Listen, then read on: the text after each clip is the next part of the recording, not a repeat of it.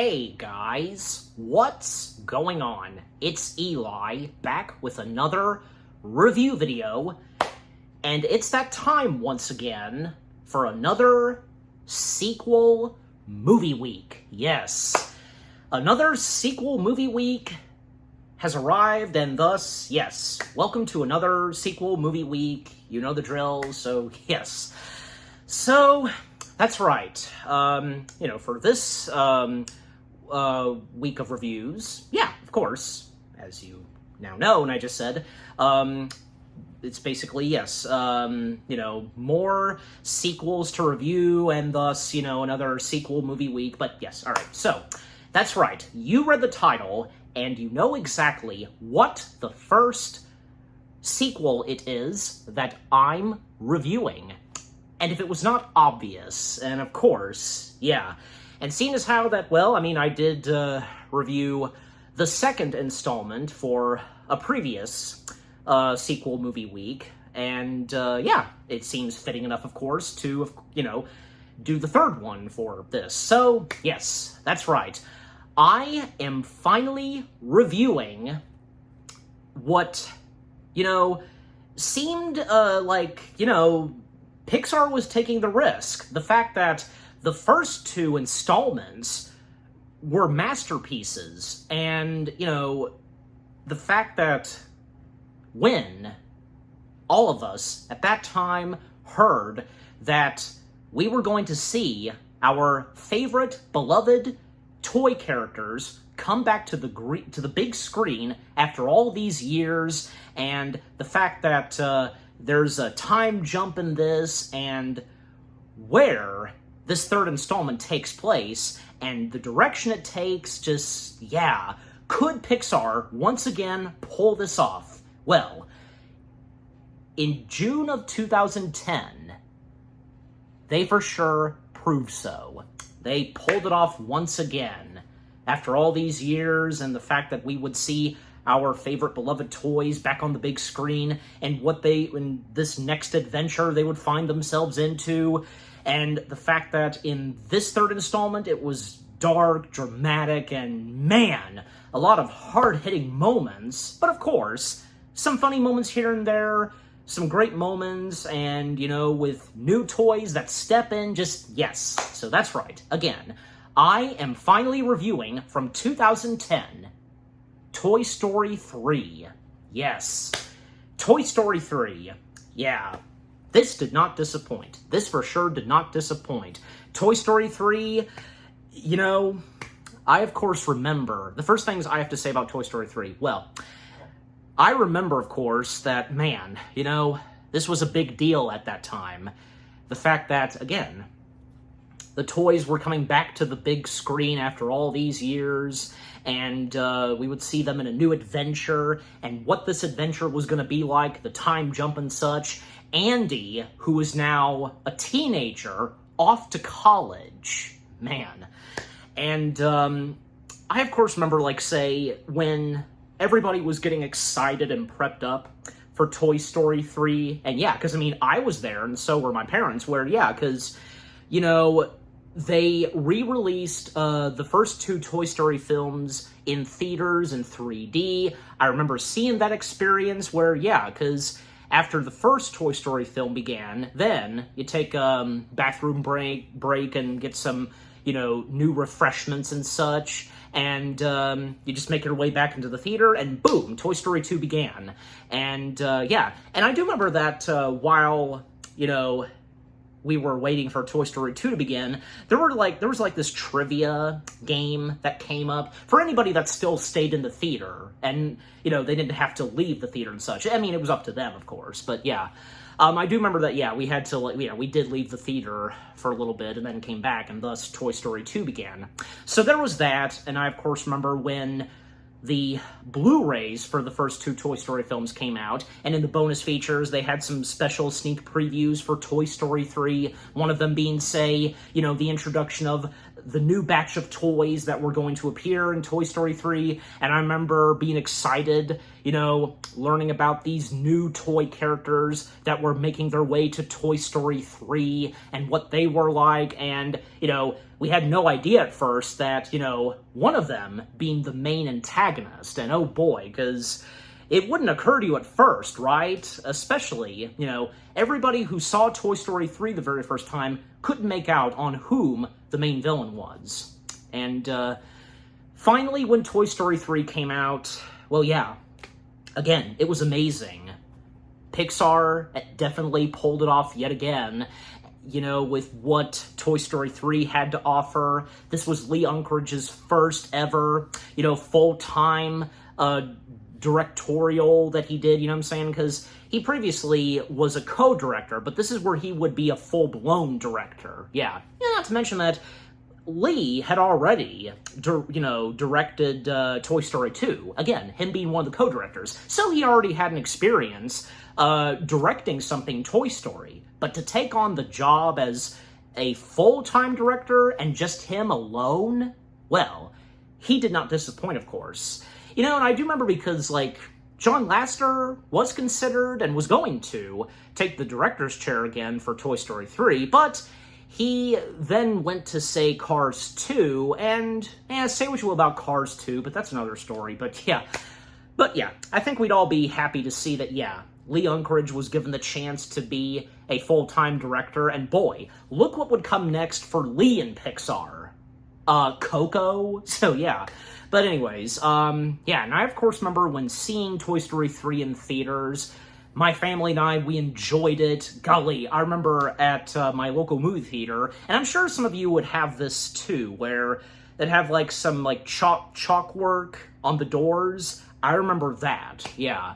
So, the experience seeing Toy Story 3 was fun, excellent, and when getting to, say, the Blu-ray copy of it, and having watched it a good chunk of times, even after it came out, and, to this day, it's still an amazing Toy Story film. It's definitely another masterpiece in the Toy Story franchise, and also the fact that Toy Story 3 being Pixar's second film to be nominated for Best Picture, the first being Up. Now that was pretty something. For something Toy Story to be nominated for Best Picture. Could you imagine if that could have happened to, say, the other two Toy Story films? Well, maybe they could have, but, still. But for Toy Story 3, that's awesome. And the fact that, Toy Story 3 was the third animated feature film to be nominated for Best Picture, because, before Toy Story 3, there was Up, and before Up, there was Beauty and the Beast in 1991, of course. Yeah. Even though it didn't win Best Picture, hey, it still won for Best Animated Feature, and rightfully so, yeah. Beating, say, How to Train Your Dragon and one or two others, but, yeah. Anyways, so, yeah, and having done some rewatch of it, and, Toy Story 3, it's still an extraordinary animated feature and, an amazing animated sequel from Pixar. Just, what more do I have to say, really? Yeah. And of course, Toy Story 3, it is in my top favorite Pixar films. How can it not be? And I'm sure the same goes for some of you. Yeah. Okay, so with the first things I've had to say about Toy Story 3 out of the way, now, as always, read the description / the story. With their beloved Andy preparing to leave for college, Woody, Buzz Lightyear, Jessie, and the rest of the toys find themselves headed for the attic, but mistakenly wind up on the curb with the trash. Woody's quick thinking saves the gang, but all but Woody end up being donated to a daycare center. Unfortunately, the uncontrollable kids do not play nice, so Woody and the gang make plans for a great escape. Okay, so with the description / the story out of the way, let's get into a bit of some background, as I sometimes do, because, and how I'll put at it. Well, because again, Toy Stories 1 and 2 being big deals, and because Pixar, making movie history when they did the first 2 Toy Story films, then A Bug's Life, and then the next 3 films that would come out after Toy Story 2. And I don't know, because if it occurred to anybody around, say, 1999 and 2000, if by any chance in the future we would see a Toy Story 3. Probably so, yeah. I mean, heck, because you even had, like, say, Stinky Pete in the Toy Story 2 outtakes mentioning a Toy Story 3. But, yeah. However, because, yeah, at that time, Pixar wasn't really a part of the Disney family, and they had a five-picture deal with Disney, you know, making 5 films, and, even when, like, say, Toy Story 2 slipped in its way, still. And, yeah, around the time when, say, Finding Nemo had came out, and, well, then when The Incredibles came out, yeah, it seemed as though the Disney and Pixar were going to go their separate ways, and you know this by now, but still. And Pixar was really having a struggle to make a new, you know, contract and such with Michael Eisner. In fact, yeah, for Steve Jobs, he at one point was considering finding another movie studio to join with and such, and yeah. But thankfully, Hope stepped in when Bob Iger stepped in, and when he paid a trip to Hong Kong Disneyland, and this parade that he saw, and seeing the Toy Story characters, other characters that weren't really from them. They were from someone else, which of course being Pixar. And it occurred to Iger that something's got to be done. So thus, Iger, when he stepped in, he solved the problems between Disney and Pixar, acquiring Pixar, having it officially being a part of the family. And not to mention that even before that happened, there were plans, you know, for Disney to make a new animation studio where they would have done direct-to-DVD film sequels to the Pixar films without Pixar being involved. One of them, of course, being Toy Story 3. So the original plans for a Toy Story 3 that would have been done by Circle 7, well, it would have centered on Buzz Lightyear malfunctioning. Andy's mom would have sent Buzz back to Taiwan to be fixed up and such. But Woody and the gang realized that there's an order for all Buzz Lightyears to be brought back, and, you know, they will be destroyed or something, like a new Buzz will step in, you know, and it's up to Woody and the gang to travel to Taiwan to save Buzz. And yeah, seeing some of the concept art and how the story would have been, you know, I mean, it would have been pretty interesting. And of course, it definitely would have delivered some hard-hitting moments, but yeah. But thankfully, yeah, like I said, when Iger stepped in and he solved everything by officially acquiring Pixar being a part of the Disney family, rightfully so, yeah. Circle 7, of course, was shut down, quietly shut down, and yeah, that Toy Story 3 not existing. And I think we'd all be happy that it didn't, and the Toy Story 3 we did end up getting, yeah. And around, like, say, yeah, the mid/late 2000s, you know, considerations and plans for a Toy Story 3 by Pixar themselves were underway. And it wasn't until, like, you know, say around, I think, yeah, from 2008 to 9 that, yes, it was officially going underway. And thus, in 2008, we finally got a proper Toy Story 3. Yeah. And like I also said, you know, Lee Unkrich taking the full-time job as a director, and him alone, just, yeah, he did not disappoint with what he brought to Toy Story 3, and again, seeing as how he already was one of the co-directors of Toy Story 2, so he already had that experience, and thus, when it was just him alone taking the helm of Toy Story 3, just look how it turned out. Amazing. Okay, so with some background out of the way, let's get into the film itself. Yes, break it down and such. Okay, well, it's the opening to Toy Story 3 is no disappointment, and it's very similar and kind of like a nod to what Pixar originally wanted to open the first Toy Story film for, like, you know, a Western and such, yeah. That being in this, and, you know, like, not to mention, like, this is very quite similar to, well, how in Toy Story 2, we open with outer space and Buzz Lightyear on a planet, so yeah, in that kind of territory. And yeah, because when we see a Western and we get the opening logo of Toy Story 3, yeah, because a train is driving, and, well, one of the first characters we see is One-Eyed Bark, which, of course, being Mr. Potato Head, once again being voiced by the late Don Rickles, and Sheriff Woody, of course, stepping in, once again, Tom Hanks, and it's obvious we can tell right away that, yeah, this is, it's playtime for Andy, and we're seeing this, like, from, like, I guess the toys point of view or something, and how this would really work, just how this would look, I should say, yeah. So yeah, and then, One-Eyed Bark, too bad, Sheriff, I'm a married man, and we see One-Eyed Betty, and yeah, of course, being Mrs. Potato Head, and, Mrs. Potato Head, once again, being voiced by, yes, the late Estelle Harris, and, yeah, like a ninja and such, and, knocking Woody off the train. Jesse and Bullseye step in, and Jesse, once again, being, Joan Cusack, sorry.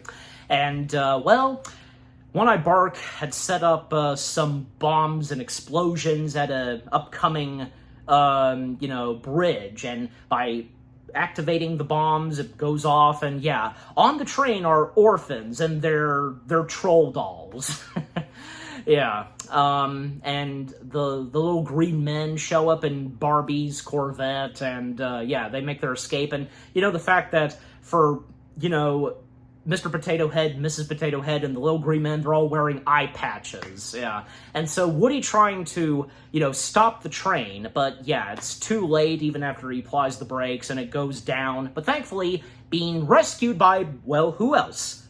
Buzz Lightyear himself, and Buzz Lightyear, once again, good old Tim Allen, yes. Glad I can catch the train, and thus, yeah, after saving the orphans, they catch the bad guys, and One-Eyed Bark summoning his springy dog, with a built-in laser shield, and of course, yeah, that being Slinky. Who else? And Slinky, this time, being voiced by Blake Clark, and fun fact because, well, seeing as how Jim Varney sadly passed away just a year after Toy Story 2, well, I mean, I think it's understandable, like, the question on if they were to bring back Slinky, and thankfully they did, and thus, they rightfully so got Blake Clark, and not to mention that, Blake Clark had been good friends with Jim Varney. I mean, they even did star in a movie one time, and Lee, according to Blake, Lee stated to Blake that Jim would have been very proud of this, and, yeah, no doubt that, that Jim Varney would have wanted to see the character of Slinky continue, and hey, probably would have been more happy to see that his buddy Blake was taking on the part. And you can't really tell the difference, because Blake Clark does a spot-on job voicing Slinky. Like, you just can't tell which is which. And because Slinky, up to Toy Story 3, his voice, still sounding the same, sounds a bit older. And, that's fine. So, yeah. But overall, it still sounds the same. It's like, Jim Varney never died. But, yeah. So, yeah. So, Slinky making his appearance, but then Woody, with the help of Jesse yodeling, summoning his dinosaur who eats force field dogs. And, of course, that being Rex, letting out the T-Rex roar from Jurassic Park. And seeing as how in Toy Story 2 they did a Jurassic Park nod, And, well, then Dr. Porkchop showing up. That's Mr. Evil Dr. Porkchop to you, in his Porkchop spaceship and beaming up the bad guys, and Porkchop unleashing the barrel of monkeys. And when that barrel landed on the ground and it made this mushroom cloud, fun fact, the mushroom cloud was Brad Bird's idea. Good on him, yeah. So with that, and the death by monkeys have Woody, Jesse, and Buzz pinned, and well, Mr. Potato Head is One-Eyed Bark about to push the button to activate the cannon from the head of the pig ship. It comes from the nostril, the snout. And then we cut to, seeing Andy and his toys, and Andy playing, of course, and young Andy in Toy Story 3 was voiced by, well, I'm pretty sure, young Andy's voice would be, well, credited, I assume, but, oh, yes, here it is, that was Charlie Bright, and Charlie Bright does another voice. I'll get to that later when I get there, but yeah. And we get this little montage of Andy's mom recording some home movies of her kids, and Andy, of course, playing. And yeah, Andy's mom, once again being voiced by Laurie Metcalf, if I'm saying her last name right. Again, you know me sometimes. And seeing young Molly there, and Buster, and yeah, seeing all the toys and the home movies, even like quick cameos of, say, Bo Peep and Wheezy. Yeah. Even though they're sadly not present throughout this film, still, it was nice to have them in there. And, you know, even Wheezy, because, yeah, it probably wouldn't have seemed necessary if they had, like, Wheezy there, especially being voiced by someone else. Like, okay, technically, the late Joe Ranft, his brother, did voice Wheezy some. I do recall in the Toy Story Mania game, he voiced Wheezy, but still. Maybe it probably wouldn't have seemed right, because, I mean, let's face it, Joe Ranft is what solidified the character of Wheezy in Toy Story 2, without a doubt. So, yeah, it seems very necessary that, you know, for someone like Joe, yeah, to disclude one character he voiced, or, you know, at least two in Toy Story, because he also voiced Lenny the Binoculars, and, you know, even though Lenny didn't really have any lines in Toy Story 2, still, you know. But anyway, so, yeah, with the home movies that Andy's mom takes, and hearing You've Got a Friend in Me, and then when it ends, like, our friendship will never die, and there's an echo, and, oh, what happens next? Well, because we see Andy's toys in the chest, and they're preparing to do something, and they're waiting on Sarge and the Green Army Men to bring back something. Mrs. Potato Head is missing one eye, and throughout this entire movie, we see her with just one eye. So yeah, and Jessie still flirting over Buzz some, and finally when the Green Army Men arrive, and yeah. And Sarge, once again, voiced by the late R. Lee Emery. Yes, there's only him and two green soldiers, yeah. They brought back the home phone because, well, they're about to make the call to basically have, you know, use the home phone to call up Andy's cell phone. And thus, yeah, they get in their positions in the chest, and, well, Andy emerging, and Rex was holding his cell phone, and yeah, Andy thinks that Molly did something to in his room and such, and yeah, and Andy, teenage Andy, once again being voiced by John Morris. And about John Morris, well, fun fact, when it came to, you know, considering on trying to bring back John Morris, well, they had no idea where the heck John Morris was after all these years, and because, you know, John Morris having voiced Andy in the first two Toy Story films, yeah, and it seemed necessary, and if possible, they could bring John Morris back to voice older Andy. And they tried calling him up, there was no answer, then they used his answering machine, which he responded on, and when they heard his voice, and most notably Lee, hallelujah, he sounded great. His voice was perfect, and thus, yeah, John Morris coming back, rightfully so, to voice Andy. Yeah, that was great. That was good on Pixar. Yeah. You know, if anything, you of course have to have, you know, they of course have to have, like, the original voice of Andy. And that kind of goes for some, like, this isn't the first time that we've seen this kind of thing happen, because just, you know, as an example, cause it's like when Arthur came to an end, when we see the characters of Arthur having grown up, they brought back the very first voice of Arthur. So that being an example, and yeah, I know that there's a bunch of others where they've done that kind of thing, but I'm just saying, yeah. Anyways, so, yeah, so it didn't go well as they expected, not being played with, and the toys are feeling down. Woody tries to lighten things up, you know, having a staff meeting, you know, and trying to get the toys to, you know, to tell them that, you know, they gotta be there for Andy, even if, you know, he's not interested in playing them at some point, you know, like, at any time. And then it hits Woody that, you know, they're closing up shop, because, yeah, by this point, and the fact that Andy will be going to college soon, just, yeah. And then there's a moment where Buzz sees the Green Army men making their way to the window, and, yeah, calling out to Sarge, and the boys are moving on, as Sarge says. You know, they've done their duty, Andy's growing up, and by the way, one of the other Green Army men was voiced by Jess Harnell. Now, I'd recognize that voice anywhere.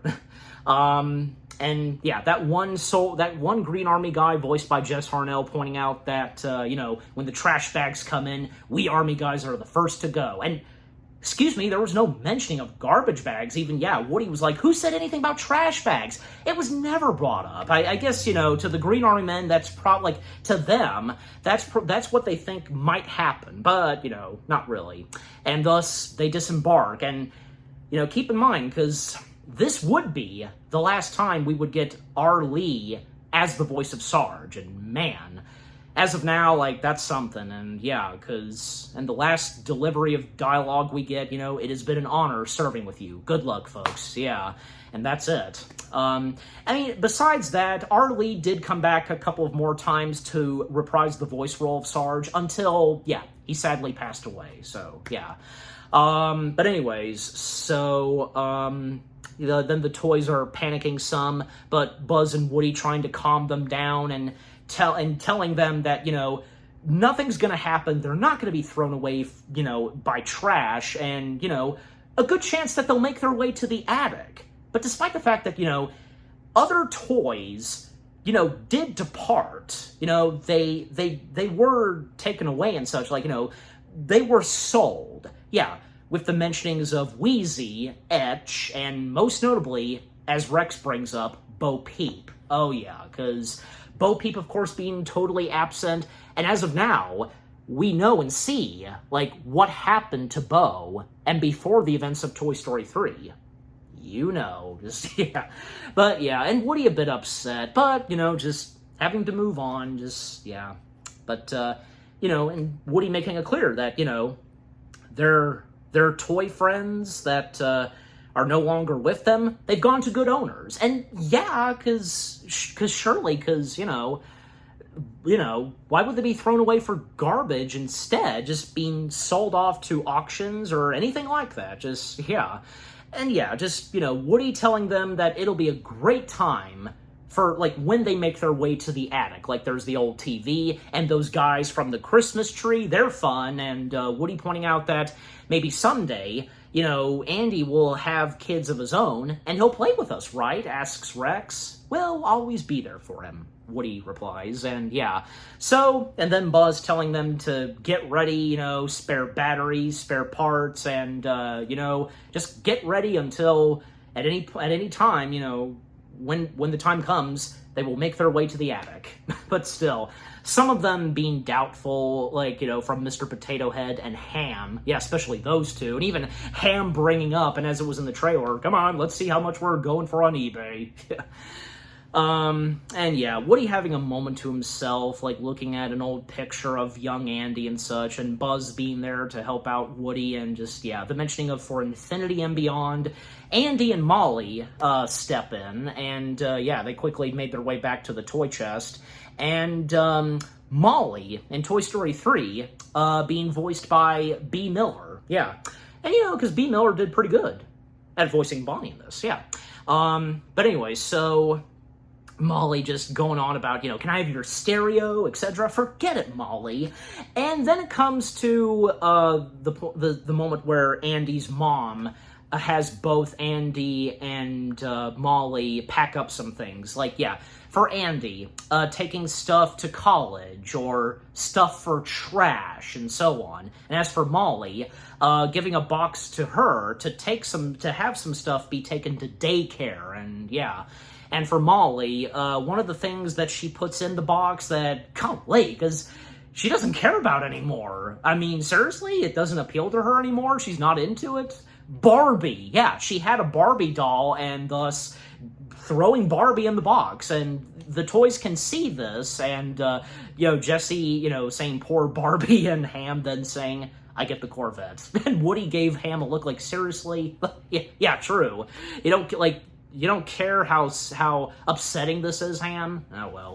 Anyways, and then Andy's mom asking Andy what to do with his toys. To, sell them for auction or something. But Andy telling his mom that, they're junk. And geez, because to say junk, well, what Andy was going to do next, when he's alone in his room, well, he then starts to get a garbage bag and put his toys in there, and oh boy, where's this going? And then when it comes to Buzz and Woody, looking at them, he puts Buzz in the bag and, putting Woody in the box of stuff that he's going to take to college. And, is he going to throw them out for garbage? No, because what he does next is he's going to take them up in the attic. Yeah. Even though he's old, even though he's a teenager now, and according to Mr. Potato Head, he's 17 years old, he still cares and loves for his toys, and thus, he's gonna, rightfully so, and by protecting them, have them be put up in the attic. And Woody was seeing this. He was seeing this, and he was relieved. Little did the toys know. I mean, then at one point, Molly coming in, carrying a heavy box, and Andy offering to help out his little sister, and that's sweet of him. And thus, setting down the garbage bag, and, well, the ladder to the attic was open, but then it shut. It shut itself back up, and, flipping the bag, and then when Andy's mom steps in, oh boy. Yeah, thinking it's garbage. Little does she know that Andy's toys are in there. God. And Woody, that's not trash. And Woody calling up Buster. No, gosh, because Buster's appearance in this, he's an older dog, and and he's now a lazy, fat dog, and, very tired, and is too tired to help out Woody make his way outside, and so Woody having to go out the window, taking a pair of scissors with him, and coming back to the toys, well, they're struggling trying to get out of the bag, and the garbage truck is nearby, but then Mr. Potato Head saying something that occurs to Buzz on how they're able to get out, and it's a nice nod to, what happened in Toy Story 2, Mr. Potato Head saying something that gave Buzz an idea, because, let's leave Buzz to play with his toy, and then in Toy Story 3, Andy doesn't want us, what's the point?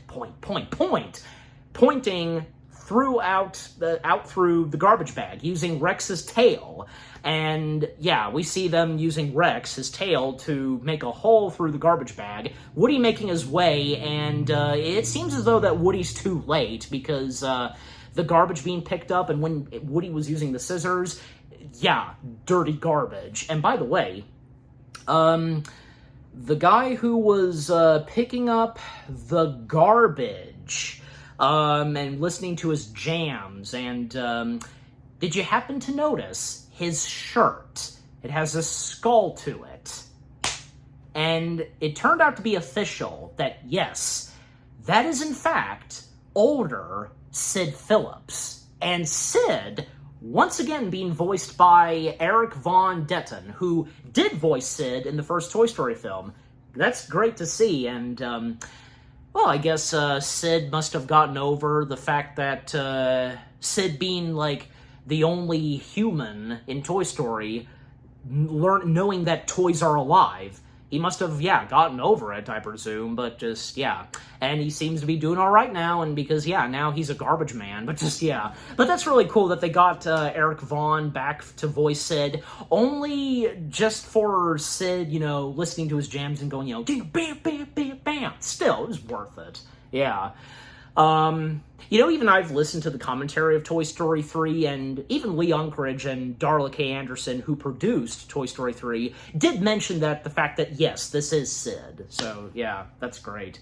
When it seemed like Woody was not able to save the toys, but there's no way, of course, they would have been killed and crushed by the garbage truck. No, because they managed to make a hole through the garbage bag, and thus, they're okay. And when Woody sees that they're okay, and they're making their way to the garage, all of them are upset by this. Buzz, he's not really sure by this. There's no way that Andy would have done this, and of course not. And Buzz is trying to, figure this out and get them to calm down, and no time to be hysterical. Just, should we be hysterical now? Yes, maybe, but not right now. But then Jessie then notices that and makes a solution that they can go to daycare. And yeah, because knowing Jessie, because, well, we know what the experience was like for her with Emily, and the mentioning of Emily in this. Yeah. So yeah, and man, because Jessie, her being very harsh on Woody, and not just Mr. Potato Head, because yeah, Mr. Potato Head also being a bit harsh on Woody, because yeah, I mean, Mr. Potato Head and Jessie are on the same page where, you know, they think that Andy wants nothing to do with them anymore. But yeah, you know, Mr. Potato Head, you know, being very harsh and, well, being doubtful on Woody, for me it turned out okay in this, you know. I didn't really get into it in the first Toy Story film. I know I probably established this before, but I'm just saying, you know, anyways. So, yeah. Woody realizing, you know, that they're getting in a box for daycare, Woody is trying to tell them, and, you know, he's a witness. He saw this clearly, and yet they don't believe him. Just, yeah, I mean, they, like, because Woody telling them that Andy was going to take them up to the attic, but then when he had to set the bag down, and then his mom came in, but Jessie not believing in Woody, and just, yeah, I mean, and that goes for all of them, just feeling heartbroken and betrayed by Andy. That's how they feel at first, but man, when they realize later on, just, yeah. And unfortunately, you know, for Woody, he's not able to get them out of the box because, well, Andy's mom coming in, getting in the car, and she's making her way to daycare. Yeah, and by the way, the license plate on the van, A113, of course that has to be in there. Yeah. So thus, yeah, making their way to daycare, Jessie and the others, they're comforting Barbie, and Barbie, once again, being voiced by Jodie Benson. Yeah. And if I stated this before, you know, the only Barbie I really enjoy is Toy Story's Barbie. How they do the character of Barbie in this, spot on, just, yeah. And yeah, because with Jodie Benson coming back to voice this Barbie, this variant of Barbie, yeah, this Barbie variant was really good. Yeah, so being like the official Barbie of the Toy Story gang, because, you know, besides in Toy Story 2, there were multiple Barbies, and, well, I mean, we didn't see a Barbie with the Toy Story gang. Besides, like, the three Barbie backup singers, that kind of doesn't count, but, yeah, anyways. So, yeah, oh, yeah, sure, because, like, you know, Andy just so happened to be playing with three Barbie dolls. Anyways. They were just there for the finale. Come on, cut Toy Story 2 some slack. Anyways. So, yeah, Woody having a bit of an argument with some of the toys, and most notably Jessie, that he was putting you in the attic! And, man, Tom Hanks' shouting for Woody is so good. Who doesn't love a bit of shouting and yelling from Tom Hanks? Seriously, just, yeah. Anyways, eventually, yeah, they make their way to daycare, and, well, they think it's very nice and sweet. Even Rex pointing out that there's a rainbow on the door. Yeah. And, well, bringing in the box at the front desk, and, well, we then see two new human characters in Toy Story. We have Bonnie and Bonnie's mom. Yes, Bonnie's mom being voiced by Lori Allen, Diane Simmons from Family Guy, Pearl the Whale from SpongeBob, and a countless of other voices that she's done, yeah. And of course, you know, her being no disappointment at voicing Bonnie's mom, and, you know, making a good addition to the Toy Story voice cast member family. And Bonnie herself being voiced by young Emily Rix Hahn, yeah. And, yeah, because both Andy and Bonnie, they're moms. They know each other, and even when, you know, Andy's mom telling Bonnie's mom about, you know, Andy now grown up and is going to be going to college, and, yeah, and seeing the toys that she's brought, and just, yeah. So then Bonnie's mom bringing it to the main daycare room, and, yeah, the toys, seeing all of the children playing the toys, and, yeah, then when it's recess, everything's quiet, Rex wanting to get a good look, causing to knock over the box, and all of the toys in daycare are in a bit of a shock, but then a Jack-in-the-Box, being voiced by Lee Unkrich, you know, pops out, new toys! And yeah, they're all excited and happy. And each of Andy's toys meeting and greeting the toys in daycare, just, yeah. Then we see whom is in charge of all the toys in daycare, Lotso Huggenbear, but he would like to be called just Lotso. And Lotso, being voiced by the late, good old Ned Beatty. Yes, Ned Beatty.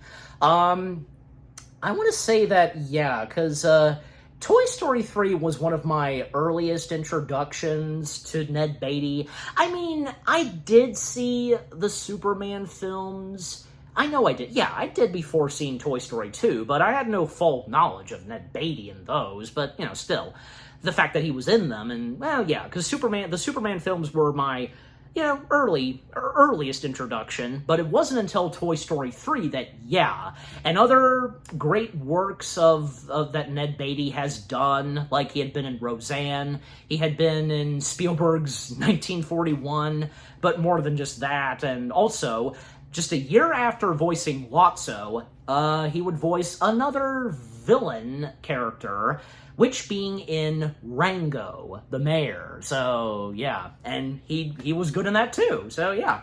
But, yeah, of course, you know by now, like, what Lotso's like in this. But little do we know at first, and with the toys, especially. But, yeah, so Lotso greeting the new toys, and Buzz was going to go for a handshake, but Lotso giving him a hug. First thing you've got to know about me is, I'm a hugger. Yeah. And Lotso showing the toys around, a bit of daycare, and the mentioning of, you know, what happens when the kids grow up, and Lotso making it very clear that when the kids get old, new ones come in. When they get old, new ones replace them, etc. And, yeah, and, you know, they seem happy with it, except for Woody, and Mr. Potato Head pointing that out to Woody, you know, because we're Andy's toys, you know, Woody says, and Lotso saying, so you got donated by this Andy, huh? Well, it's his loss, but yeah. And then Lotso summoning Ken. Yes, Ken from the world of Barbie. And Ken in this being voiced by good old Michael Keaton, a.k.a. Batman, Beetlejuice, need I go on. And, you know, Michael Keaton being no stranger to doing something Pixar, because before Toy Story 3, pre-Toy Story 3, well, he had voiced Chick Hicks in the first Cars movie. So, yeah. So it was great to see that, you know, we have Michael Keaton in another Pixar film, and with what he brings to the voice performance of Ken, fantastic, of course, yeah, so, and of course, yeah, Ken and Barbie locking eyes, and I love your leg warmers, nice ascot, yeah.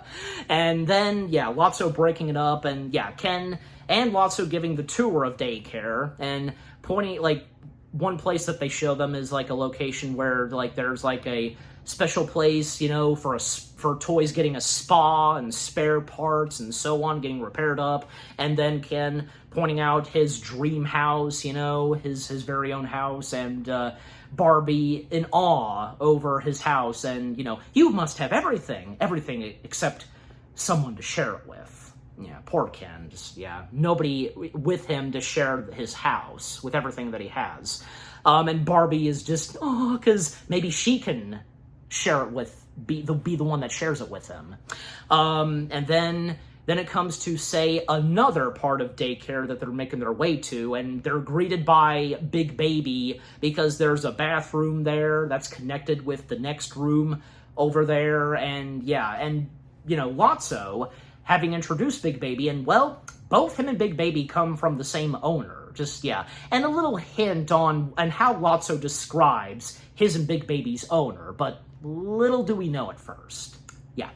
So then they make their way, because they were in the butterfly room. They then make their way into the caterpillar room. And as they're walking their way into the caterpillar room, Mr. Potato Head slipped on something in the bathroom, Lotso saying, oh, watch out for puddles. I think we know what that would be. Just, anyways. Or if it could be water, just, you know, you figure it out. You know, you make up your mind. So yeah, making their way to the caterpillar room. It looks pretty nice. In fact, there's kind of like this like castle or something. And the toys that are in there, and there's one toy that greets Woody. It's a Chatterfoam box, and yeah. And thus, this is where they'll be in, the Caterpillar Room, and they have to go back into the Butterfly Room, Lotso and Ken. Ken doesn't want to be separated with Barbie as of now, and invites Barbie to join him in the Butterfly Room, and thus, yeah, she does so. Yep. And, well, thus, them in the Caterpillar Room, and Woody, he thinks it's very nice, but he's still got to be there for Andy, and that goes for the entire toy gang, and he's trying to convince them once again and telling them that he was trying to put them in the attic, but still, they think that it's the end of the road. They're not needed anymore. And, well, you know, Buzz even is also going to stay with them. And even Buzz made it clear to Woody that, you know, and he's now on the same page too, where, you know, their mission to be with Andy is done, and what's important now is that we stick together as a family. But Woody, like, obviously, yeah, Woody, of course, would agree to that, you know, them sticking as a family, but they're not done with Andy, because with what Woody's telling them, but Jessie especially, you know, just telling Woody that it's done, you know, it's over. And Woody feeling upset, and, you know, I can't believe how selfish you all are. So this is it, after all we've been through, and, you know, before he disembarks, you know, Buzz was wanting to give Woody a handshake, but Woody just adjusting his hat and didn't, yeah. And then a moment where Bullseye is wanting to go with Woody, but Woody is telling Bullseye that he needs to stay, yeah. And thus, yeah, Woody disembarking, that sequence where he's making his way through the halls of daycare, and when he finds his way in the bathroom, and using one piece of toilet paper to place on the toilet seat. I mean, who wouldn't, you know? And making his way there, even when it seemed like he was almost caught by the janitor, yeah, because the janitor seeing something in the window, you know, what the heck? But it was just a spot on the mirror, and yeah, that's better. Yeah, so he didn't see Woody. That's a relief. Whew. So yeah, and Woody did notice seeing Bonnie, and Bonnie's mom was looking for her all around daycare. So yeah, and it's time for Bonnie and her mom to go home. And Woody, like, him still trying to find a way to get out of daycare, well, sure enough, like, when at one point his hat was blown off by the wind, it led to seeing, like, a paraglide, you know, and by using it to fly, and I love that piece of music that's playing as he's flying, just, yeah, Randy Newman, that's Randy Newman for you. And by the way, because of course, rightfully so, Randy Newman coming back to do the music and score for the third installment of Toy Story. And yeah, and yeah, and also the fact that, and you could easily tell that some bits and pieces of music from the first two Toy Story films being reused, most notably in Toy Story 2, yeah. There's not really a problem with it. I mean, besides, it's Randy Newman's music. He can do whatever he wants. Any composer can, really. Like, if they're, like, changing some of the keys or something, just, yeah, obviously. And it works, you know, it can work. But anyway, so, yeah, so Woody making his escape, but the wind then sending him way up into the air, a very scary view, but then it breaks off, trying to flap it, and then he lands in a tree, and his string is caught, and then, yeah, Bonnie stumbles upon Woody. And Woody, he had also lost his hat, so he's separated from his hat. And even when we see his hat, you know, safely on the grass, yeah. Yeah, so Bonnie taking Woody with her home, and just, yeah, I mean, hey, at least little does Woody realize that he'll be in good hands with Bonnie, and what he will discover at Bonnie's house, yeah. But, what happens next back at daycare? Well, the kids, you know, part of the Caterpillar Room are about to make their way inside. All the toys getting prepared and placed in position, but Buzz noticing some of the other toys in the Caterpillar Room are hiding and shaking. In fact, some of those toys in the Caterpillar Room happen to be some toys from Tin Toy. If you know, you know. So yeah, that's nice, and well, it makes sense, you know, just have some toys from Tin Toy be in the world of Toy Story, even when Tin Toy himself would appear in the next installment. You know this by now, but still. You know, not to mention that, even like saying Toy Story Mania in the queue, there is like a storybook, a nod to Tin Toy. Just thought I'd throw that out too. But anyways, so yeah, even like say, you could quickly catch a glimpse of the Tin Toy short on the TV where they're trying to find the Al's Toy Barn commercial in Toy Story 2, But anyway, so yeah, and Rex is all excited, making his way up front to the door. Buzz realizing, like, okay, something's off, and with the toys, some of the toys hiding and shaking. Rex, and yeah, come to Papa, and thus, storm of kids, like, and they just go, like, these are young kids, and how we see them play the toys, oh, not very good, and kind of gross. Oh, God, because there's no doubt that we can, as of now, we cannot watch where the kid, just, of course, I can't, and I'm sure the same goes for you. Jay Louise. Anyways, but yeah, and Buzz seeing, like, when he's thrown to a window, he can see that, yeah, everybody's having a great time. It's very peaceful, in the butterfly room, but it's chaotic in the caterpillar room. So, yeah, the caterpillar room does not suit them. But little do they realize still, like, with them being in the caterpillar room, and they're not very, playable, for those young kids. But anyways, then coming back to Woody, who's now in Bonnie's house and in her room, well, playtime is going pretty good, yeah. We see Bonnie's toys, and, yeah, they're, Bonnie playing pretend, like, drinking coffee, and such does, yeah, and she has to take a potty break.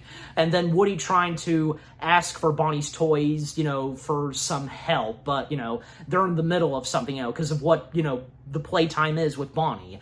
And the first 3 toys that we see, of Bonnie's is a unicorn, a hedgehog, and a triceratops, yeah.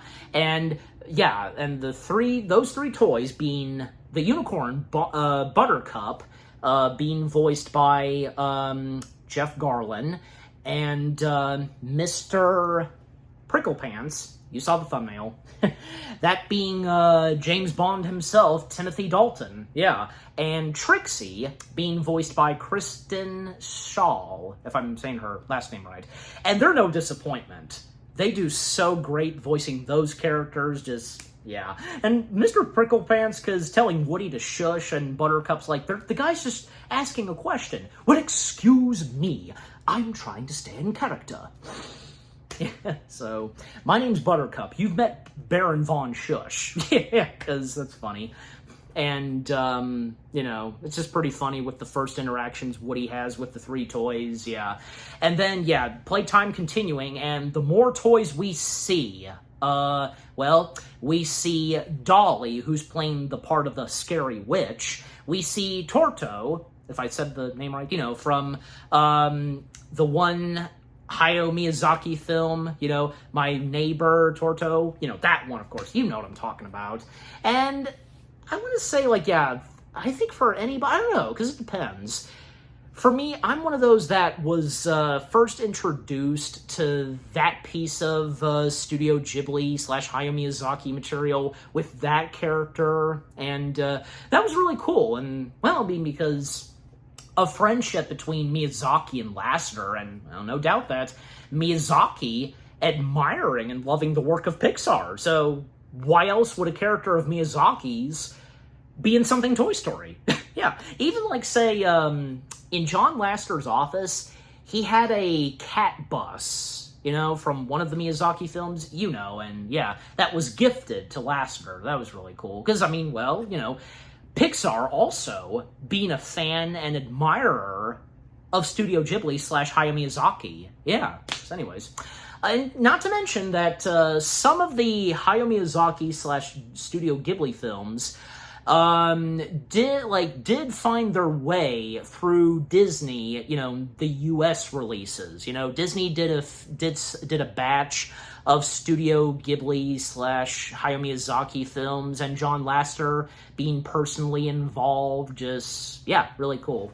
But anyways, so yeah, and some of the other toys that we see, and by the way, because Dolly being voiced by Bonnie Hunt, whom, yeah, having done a batch of Pixar films before this, because, yeah, Bonnie Hunt being a favorite of Pixar's, and Bonnie Hunt, whom had done the voices of, say, before Toy Story 3, Rosie the Spider in A Bug's Life, Miss Flint in Monsters Incorporated, and most notably, Sally in Cars. Yeah. But, yeah, so for her to voice Dolly and to be a part of the Toy Story franchise, really cool. And we also see the Peas in the Pod, and, yeah, because the voice of young Andy being one of the voices of the Peas in the Pod, Charlie Bright. Yeah, because there was Charlie Bright and two more, because, yeah, I mean, obviously, the three Peas in the Pod have separate voices. The other two were voiced by Amber Kroner and Brianna Maywand. I think I'm saying the last name right? Yeah. But anyway, so, yeah, so overall, because, yeah, Woody has met all of Bonnie's toys and is told that, a way to get out. The door's right over there. And, Buttercup was at first like, there is no way out. Just kidding. The door's right over there. Yeah. And thus, yeah, playtime continuing. And, yeah, I mean, Woody is having a good experience. Yeah.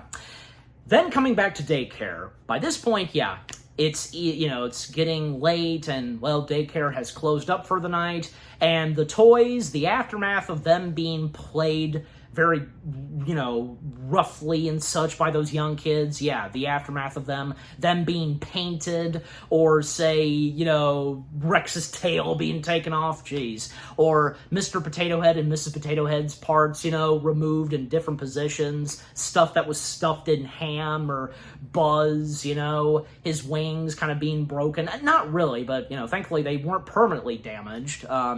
The lights were flickering on his wings, but still, turned out fine. And, yeah, this is not working out for them, being a part of the Caterpillar room. Just, yeah, they can't do this. And then, unfortunately, the doors are locked, but then Buzz realizes that a window on a door is open. So, thus making their way up there, Buzz only, flying, making his way, and, and wanting to go talk and see with Lotso, but he's, he has to keep quiet because we see a bunch of toys a few toys from the Butterfly Room. We see this bug toy, which being Twitch, being voiced by the late John Seigan, who did do a bunch of other voices for Pixar. Yeah. Because most notably, he did a voice in Monsters Incorporated. I believe, it was, the sushi monster, from Harryhausen's, I believe, that was him, so, yeah. Even, other voice work that he did, I mean, well, he also did some additional voices for, say, some of the Toy Story tunes, as well as Cars, and a bit of Illumination materials, and a bunch of other additional voice work, yeah. And so I want to check to see, because because, Monsters, Inc., let me see, because, I'd know if I'd see it, but, I just think, overall I am right, because he was the voice of the sushi monster. And if there is a text or I don't know, because you'll see and I'll know when I'm editing this, but anyway, so, as I was saying, we have Twitch, and, we also have, Chunk. Yes, this rock-like toy, I know what he's based off of, and I'm sure, I'm sure you do as well. And Chunk being voiced by the late Jack Angel. Yeah, so Chunk was pretty cool. The fact that Chunk, his face can change. You press the button on his head and it would be like a happy face or an angry face. Yeah. And there's also Sparks the robot. and Sparks the Robot, and man, 3 in a row for these 3 toys. Yeah, because all 3 of them, their voices having sadly passed away. Sparks being voiced by Jan Rabson. Yeah, and okay, I got it wrong, because it's not What's-Him-Face, Twitch. It's Jan Rabinson. He's the voice of the chef from Monsters, Inc. My bad, yeah. Because I knew one of them was the voice of the chef from Monsters, Inc., and it's him, yeah, the voice of Sparks, yeah, so he voiced the chef in Monsters, Inc. at Harryhausen's. There's a kid here, a human kid, that's him, yeah. Even that recording of the chef making its way and being used, rightfully so, in Mike and Sully to the Rescue, the Monsters, Inc. attraction at Disney's California Adventure. Good. Yeah, so, yeah, just overall, yeah. So the voice of Sparks had also done the voice of the chef in Monsters Incorporated, the octopus-like monster. But anyways, so Chunk and Twitch, they meet up with Ken, and we see Ken still being romantic with Barb, I love you. And, each of one of them saying I, and then the other saying love, just, yeah. And thus, yeah, it's boys' night, and they head to this dispenser, where the candy is and such, and yeah, and Buzz following them, keeping quiet, and yeah, it's game night, place your bets, and the stuff that they use to do this is pretty funny, yeah. And one other toy that we see with the 4 of them is Stretch, the octopus, this purple, rubbery octopus toy, and Stretch being voiced by Whoopi Goldberg. And yeah, Whoopi Goldberg was another good addition to the Toy Story franchise. Yeah. Yeah, so they're talking about, say, the new toys in the Caterpillar room, saying some rude things, and they even poke fun at Ken, that he's a girl's toy. And then they start talking about Buzz Lightyear, and maybe they should do something with Buzz and, how they put at it. And Buzz, of course, hearing this, he starts to back away, but is greeted by Big Baby, and yeah, Buzz, his cover has blown, and, they take him in, and taking him to the library, a sack put over him, and after that, we cut back to Woody still at Bonnie's house. Bonnie and the toys, they've gone to sleep. Woody tried to sneak off, but the other toys wake up and, they ask if he didn't have a great time. Woody did, but he's got to get back to his own kid. And by pointing it out to them, the name of his kid under his boot, the marking. And Buttercup and Mr. Pricklepants, they can't make out what it says, Yidna? I believe it's pronounced Yidna. And Dolly telling them, guys, it says Andy. He's my Bonnie, and so on. And, he's got to figure a way where he's going to go to get back to the house. And sure enough, Bonnie's toys lend Woody a hand. Trixie, I'll fire up the computer. So, yeah. And when coming back to Buzz, being taken to the library and being confronted by Ken and the others, well, Lotso stepping in, and he's not satisfied with what's happened with Buzz being, because being tied up and such, even though he got out, still. And Lotso apologizing to Buzz, and Buzz requesting to Lotso that he and his family make a transfer to the butterfly room, and Lotso, him saying, well, request granted. And, well, it seems like, yeah, they will make their way into the butterfly room, but only Buzz, yeah. And Lotso making it clear to Buzz that there's got to be some toys for the Caterpillar room, and with what Lotso specifically says, Buzz understands that, but, he and the rest of Andy's toys, they have to stick together. They're a family, and Lotso then is like, family, huh? I understand. Put him back in the timeout chair, and yeah, this is where we see Lotso not being a very friendly bear, but there's more to Lotso that we don't realize quite yet. Especially that goes for the toys.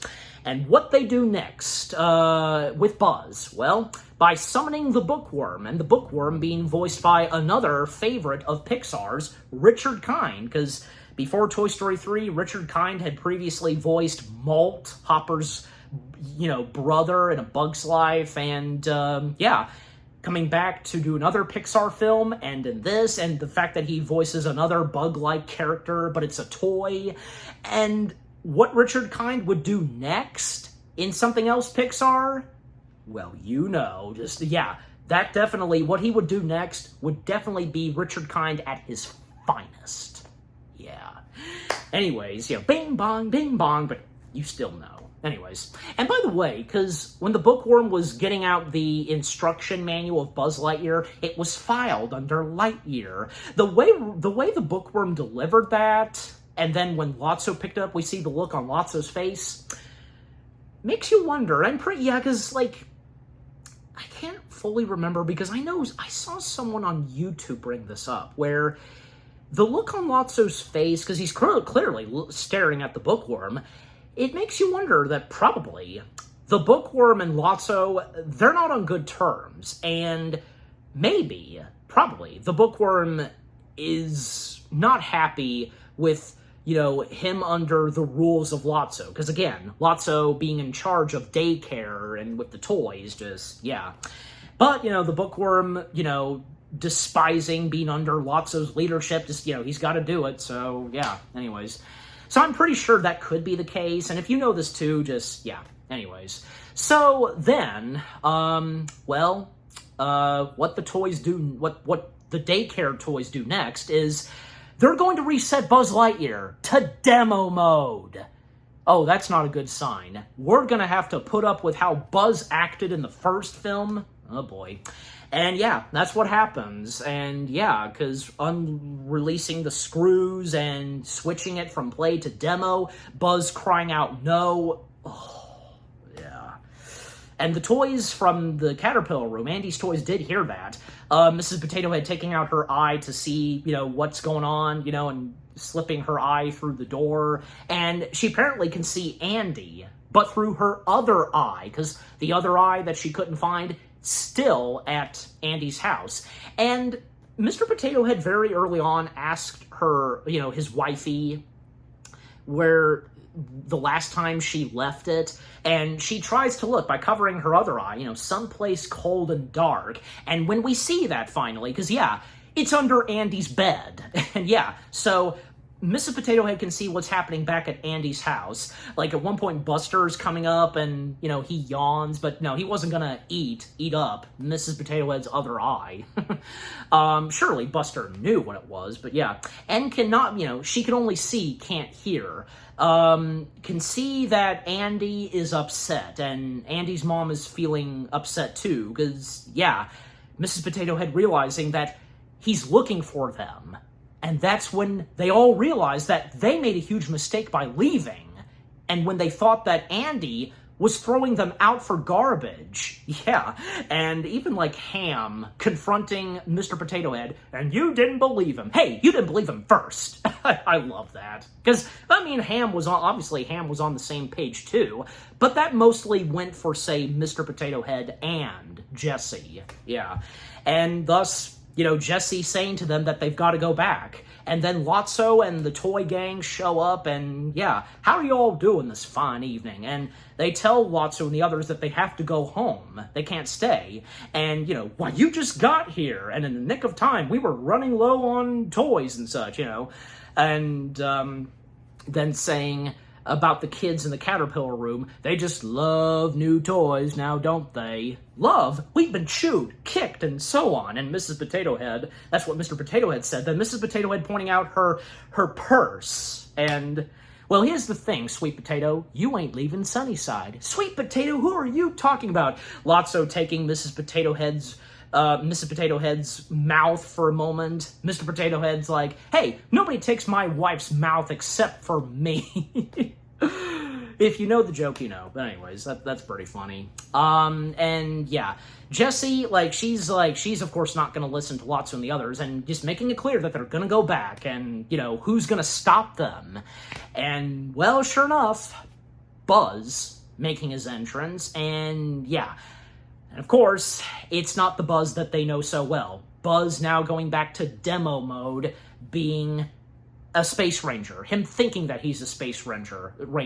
And Buzz then starts to tackle and stack up Andy's toys, and seeing Lotso's face as Buzz is doing this, just man. And yeah, and of course the toys quickly realizing that, yeah, Buzz thinking he's a real space ranger, and letting out a few things like, silence, minions of Zurg, you're in the custody of the Galactic Alliance. And yeah, Zurg, says Rex. Galactic Alliance, says Mr. Potato Head. Oh boy, says Ham. Yes, right there, yeah, Ham made it very clear right there. Now they have to deal with Buzz being a space ranger again, and how can they turn him back to the Buzz that they knew, and the Buzz that he became? Yeah, of course they find a way later on.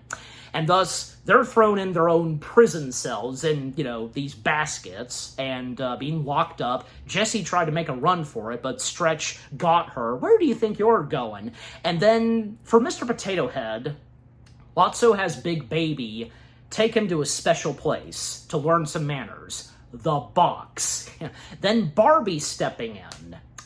And she's not happy with what she's seeing, like concerned for her friends, and knowing, of course, that Ken is involved in this and doesn't like this at all. And she calls it quits with Ken, and even taking back her, her scarf, that, was holding her hair together. And now she's a part of the group, in the Caterpillar room. And then, yeah, from Lotso to deluded Buzz, because that's what he is right now. They lay out the orders and rules about, what the prisoners are doing, in their prison cells, and any prisoner that misbehaves is thrown in the box and such, yeah. And, even when Lotso reveals Woody's hat and throwing it to them and just, yeah. And thus, disembarking, heading back to the Butterfly room, Buzz is left there on duty, yeah. Then coming back to Woody and Bonnie's toys, because, having fired up the computer, trying to find the address to where Andy is, but then, a message comes in, like an email. Who's Velosa to? And, Trixie telling Woody, and as she's quickly replying, it's this dinosaur toy down the street, and just, yeah. By the way, about Trixie, Trixie, and if it's not obvious, Trixie coming from the same toy company as Rex, because the look and designs for Rex and Trixie looking the same, and how they look as dinosaur toys, yeah.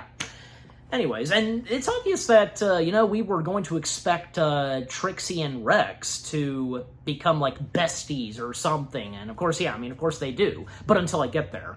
And thus, when finding the address and how far Andy's house is, it's literally right around the corner. So, yeah, Woody's good on that, and thus, yeah, planning to disembark and make his way back there. And telling Bonnie's toys that if any of them get to Sunnyside Daycare, tell them that Woody left a message for them, that and such. But, yeah, Bonnie's toys are shocked and surprised that he got out and escaped Sunnyside. And Woody just what do you mean escaped? Because, yeah, Woody, of course, being totally unaware of what all happened later that day at Sunnyside. And when Mr. Pricklepants and the others tell Woody what Sunnyside is really like, because best said by Mr. Pricklepants that it's a place of rule and despair and such, and ruled by a bear who smells of strawberries. And yeah, that can only mean one thing, Lotso. And that's another thing, because Lotso, his scent on his fur, smelling like strawberries. Yeah. I do remember, and they're out there, toy versions of Lotso where they actually have the scent of strawberries. I do recall, and shout out to my mom, she couldn't even stand the smell of strawberries, the powerful scent of strawberries from those Lotso toys. I had a Lotso plush, but not the one where he has the scent and smell of strawberries. No. What about you? Did any of you have, by any chance, had those plush toys of Lotso where it did have the smell and scent of strawberries? Yeah.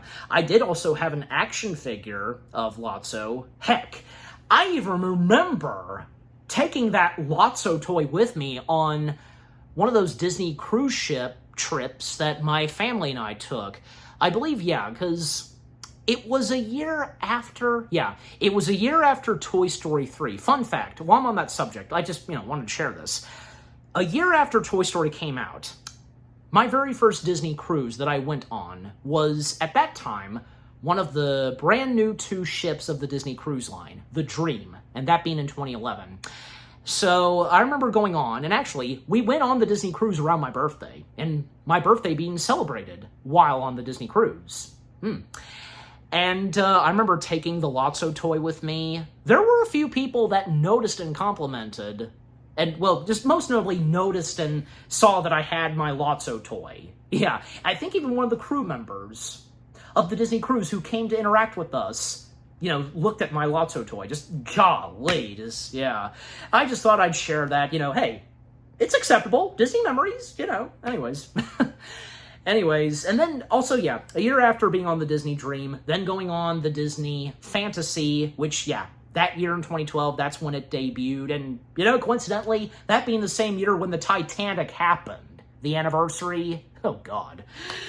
But anyway, so, now that I'm off that subject, because, as I was saying, Mr. Pricklepants and Buttercup, most notably, explaining about Lotso and Sunnyside, and then Buttercup telling Woody that Lotso may seem huggable and such on the outside, but on the inside, he's a monster. Yeah. And with what we've so far seen in Lotso, but the more we're going to see. And then, now, when it comes to Woody, because, how do they know this, he asks, and Mr. Pricklepants, telling Woody, Chuckles, he'll tell you.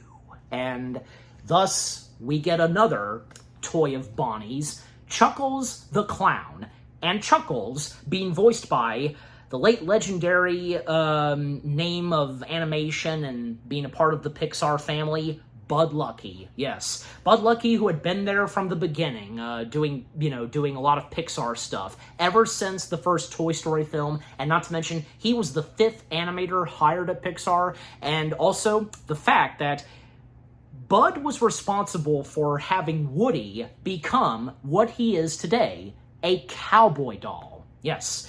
So it's very fitting, and rightfully so, that we have Bud Luckey doing a voice in Toy Story. And since, him being no stranger to doing voice acting, because, he did some voice acting in his own animation materials he did for Sesame Street, voicing that farmer with the violin, or most notably voicing the characters in his very own piece of Pixar material, Boundin', and most notably, Rick Dicker in the first Incredibles film. So so now doing a voice in Toy Story 3, that's awesome. In the Toy Story franchise in general, So Chuckles, who knew Lotso, and used to be right beside Lotso and Big Baby, coming from the same owner, and whom that owner was, and the backstory we get told by Chuckles, this kid being a young girl named Daisy. Daisy loved Lotso, Big Baby, and Chuckles, And even at one point, Daisy having got Lotso as a Christmas gift, and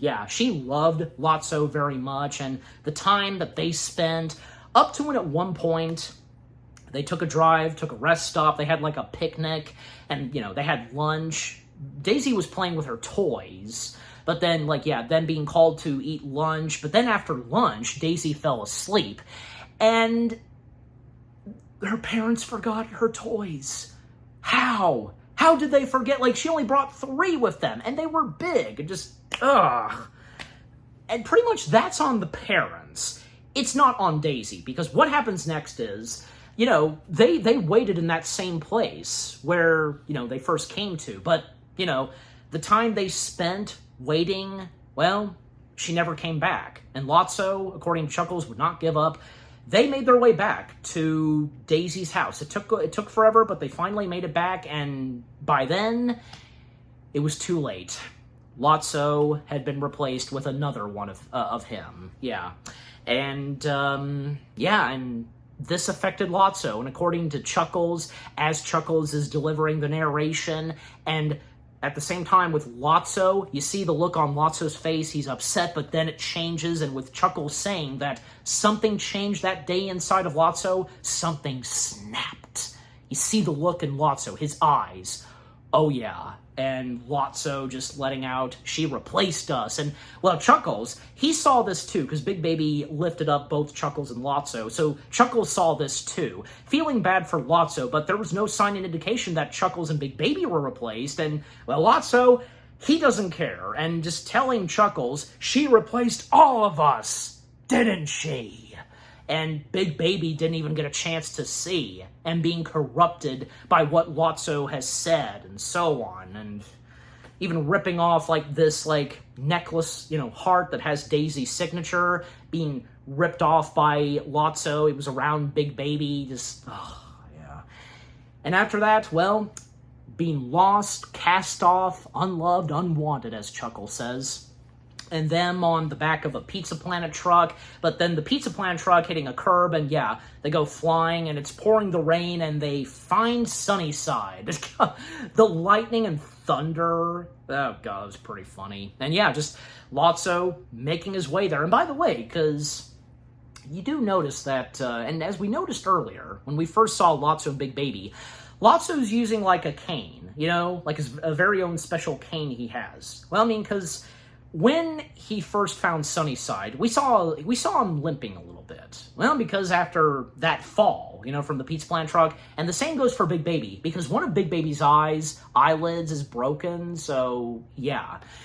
And, well, after that, because, yeah, Chuckles then saying that Lotso wasn't his friend anymore, and, yeah, Lotso being nobody's friend, and Lotso managing to take over Sunnyside, rig the whole system, and, even Chuckles, he managed to save the heart that has Daisy's name on it, and Woody asks him how he got out. Well, I mean, he was at Sunnyside for a while, but then he got broke. Bonnie then found him and took him home, rightfully so. And, Chuckles being very taken care of with Bonnie and the other toys, yeah. And, Chuckles saying that for the other toys not being so lucky, it's not right what Lotso's done, the new toy's not standing a chance, and Woody just, like, he can't just leave his family there. There's got to be something done, and even, like, from Buttercup, Mr. Pricklepants, telling Woody that, he can't go back because returning would be like suicide. And then Dolly and Trixie asking Woody about Andy, and, I think, they realize now that, because that, he'll soon be leaving for college. And, well, obviously we know Woody is going to do something about this. To go back, do whatever it takes, take the risks, to go back to Sunnyside to help his toy family. Okay, so when coming back to Sunnyside Daycare the next morning, well, because seeing the toys in their cells and seeing Ham playing harmonica, quiet musical hog, knock it off, says Buzz, and, yeah, Jessie feeling really bad with all that's happened. Her thinking, of course, that, most notably her, that Andy, didn't want anything to do with them anymore, and looking at, Andy's signature on her boot, just, yeah. Then Lotso and the gang coming in, and, yeah, rise and shine, and, summoning Buzz back to the butterfly room, which, referring to it as Star Command, so, yeah. And thus, yeah, daycare has begun, the kids making their way, Bonnie, of course, and, well, Woody having snuck into Bonnie's backpack, or if Bonnie took Woody with her, but if she took Woody with her, I don't know, but anyway, so just overall, yeah, Woody in Bonnie's backpack, sneaking out, and making his way up to the ceiling, and yeah, making his way to the Caterpillar room, and can see the mayhem in the Caterpillar room, just, yeah, but then at one point, the Chatterbox, the toy phone, approaches Woody and gets him to answer the phone. And, yeah. And this is where we finally hear the Chatterbox speak. And the voice of that telephone toy, well, because, yeah, is right here. That, of course, being, well, surely because he'd be...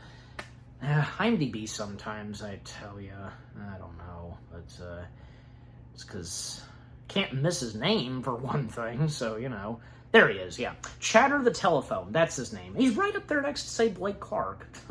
And right below Bud Lucky. Anyway, so, Chatter the Telephone, as he's referred to, being voiced by another member of Pixar, but also, he first came through Brad Bird because, well, Brad Bird bringing in some of his animation buddies, those that worked with him on The Iron Giant, they made their way to Pixar, starting with The Incredibles, and then from there on. And yes, the voice of Chatter the Telephone, and that did start becoming a new, like, additional voice member for Pixar films, doing various voices for, you know, some stuff that's here and there. That being Teddy Newton. Yes, good old Teddy Newton, because, you know, he voiced, like, some, like, radio or TV announcers, but, you know, he voiced some characters that are there on screen, like, you know, he voiced, most notably, Skinner's lawyer in Ratatouille, and, even, like, doing his own piece of Pixar material, a short film, which, of course, being the one that was screened alongside with Toy Story 3, Day and Night. Yeah, which that was pretty good. Like, that was the first piece of Pixar material to have the use of hand-drawn animation. Yeah, but anyways. So, that's very fitting, because of Teddy Newton's very own piece of Pixar material being screened with Toy Story 3, where, you know, coincidentally, he does a voice in Toy Story 3. And by the way, because Chatter the Telephone is one of Teddy Newton's favorite voice roles he's done for something Pixar. But, yeah. So Chatter the Telephone having Woody answer the phone, and, yeah, Chatter telling Woody that he shouldn't have come back, and, what Sunnyside is like, which, yeah, Woody knows by this point, but, yeah, there's more that he doesn't know, like certain details. And, you know, the fact that Woody was lucky once that he got out, but still. And Woody, you know, asking for Chatter's help on how to get out, and, you know, especially, you know, even when, like, Woody says, you know, from one old-timer to another, because, yeah, I mean, both Woody and Chatter are old-timer toys, you know, and when they were made. So, yeah, I mean, Chatter, he, you know, he then helps out, you know, giving Woody all the details, like what happens when it's nighttime. You know, all the doors are locked, Loxo's trucks are on patrol, the wall is 8 feet high, and, you know, it may not seem like a big problem to avoid Lotso's very own security, but not quite, because the real problem that they should be worried about is the monkey. The monkey whom we did see early on. We saw that monkey early on when Andy's mom first made her appearance at daycare, arriving at daycare with Andy's toys. Yeah, we saw Bonnie playing with that monkey with those crash cymbals. Yes, that monkey. The monkey watching the security cameras. And anytime a toy tries to escape the caterpillar room and Sunnyside altogether, the monkey keeps his eye on those monitors and can see where the toys are going, and by turning on the microphone, letting out his monkey call and his monkey cry, and thus, yeah, Lotso and the other toys approaching, and most notably Big Baby. So, yeah, the big problem is the monkey, and, you know, the only way they can really get out is to get rid of that monkey. Yeah. So, after recess, Woody, you know, calls in Jesse and the gang, you know, and they're reunited and such, and even Woody reuniting with his hat. Because, yeah, I mean, Bullseye kept it safe with him. Just, yeah, good on Bullseye. And they even, of course, alert Woody that Buzz is a real Space Ranger again. Oh, no. Because, yeah, we know that reaction, and what Ham then says, you know, oh, yes, Return of the Astronaut. True, yeah. Well, you know, they have to deal with that problem as well. I mean, of course, they're just not gonna abandon and ditch Buzz. They've got to do something. But at the same time, they have to deal with the monkey and so on, just, yeah. And Woody making it clear to them that they're busting out tonight. So Woody then laying out all the details, like, you know, the camera pans out and, yeah, because we see Woody laying out to them all the details on what they're going to specifically do, each of them. So when nighttime hits, they're in their cells. Well, we see them all in their cells, roll call, except for Mr. Potato Head, because he's the only one that's not in his cell. He tried to escape. Big Baby, Ken, and Buzz, they were the only three in there, and they tried to stop and chase down Mr. Potato Head.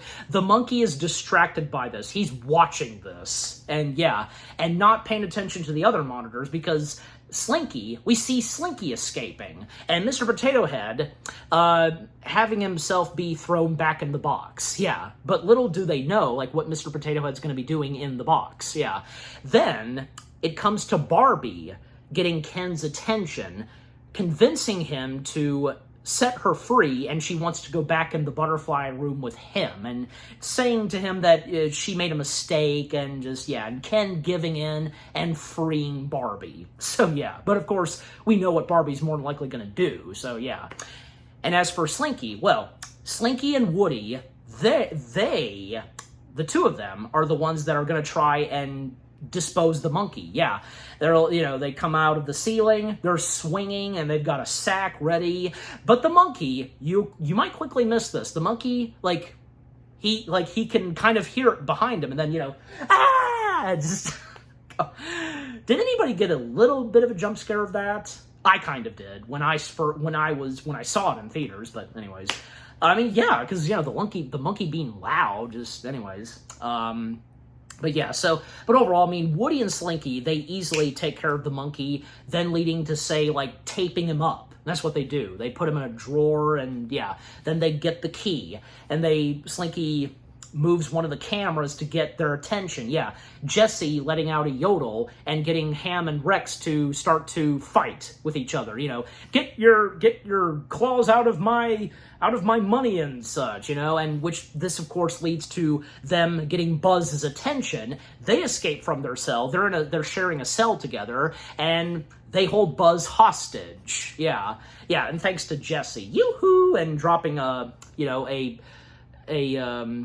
plastic container on him, visible container. Anyways, as for Mr. Potato Head, well, he poked a hole through the sandbox. And by the way, because when Mr. Potato Head when he was taken back to the Caterpillar room, he told his friends and family members that it was cold and dark, nothing but sand and a couple of Lincoln logs. And Ham's response, I don't think those were Lincoln logs. If you know, you know. Anyways. So Mr. Potato Head, he poked a hole through the sandbox. Only his Mr. Potato Head parts got out. His arms, hands, and his eyes. So all of it, except for his Potato Head body. Barbie, on the other hand, well, having go inside of Ken's dream house for the first time, his own house, and seeing all of Ken's clothes, and they're very classic-looking clothes, and Ken saying that nobody appreciates his clothing, and so on. But Barbie then saying to Ken, would you model a few outfits for me? Just a few. And then we cut straight to him trying out different outfits with, freak out, playing, it's funny. And, what happens next? Also, Jesse and Bullseye get out a tortilla for Mr. Potato Head to use. That part where Mr. Potato Head was using a tortilla, well, of course, it was pretty funny. I do remember when my parents and I saw the movie. Oh, my parents especially, they were cracking up at the whole thing of Mr. Potato Head using a tortilla. So, because basically Mr. Potato Head using a tortilla, making his way to keep an eye on Lotso. And we see that Lotso in the butterfly room is dozed off, and snoring. And so him alerting the toys in the Caterpillar room that, everything's good, Lotso's asleep, and then for Woody and Slinky, well, because they took care of the monkey. However, when coming back to Barbie, she then tackles Ken and demanding Ken to tell her what they did to Buzz specifically. You can't make me talk. You can't. And Barbie with an angry face. But I'd like to see you try, because you don't want to mess you don't want to mess with someone like Barbie.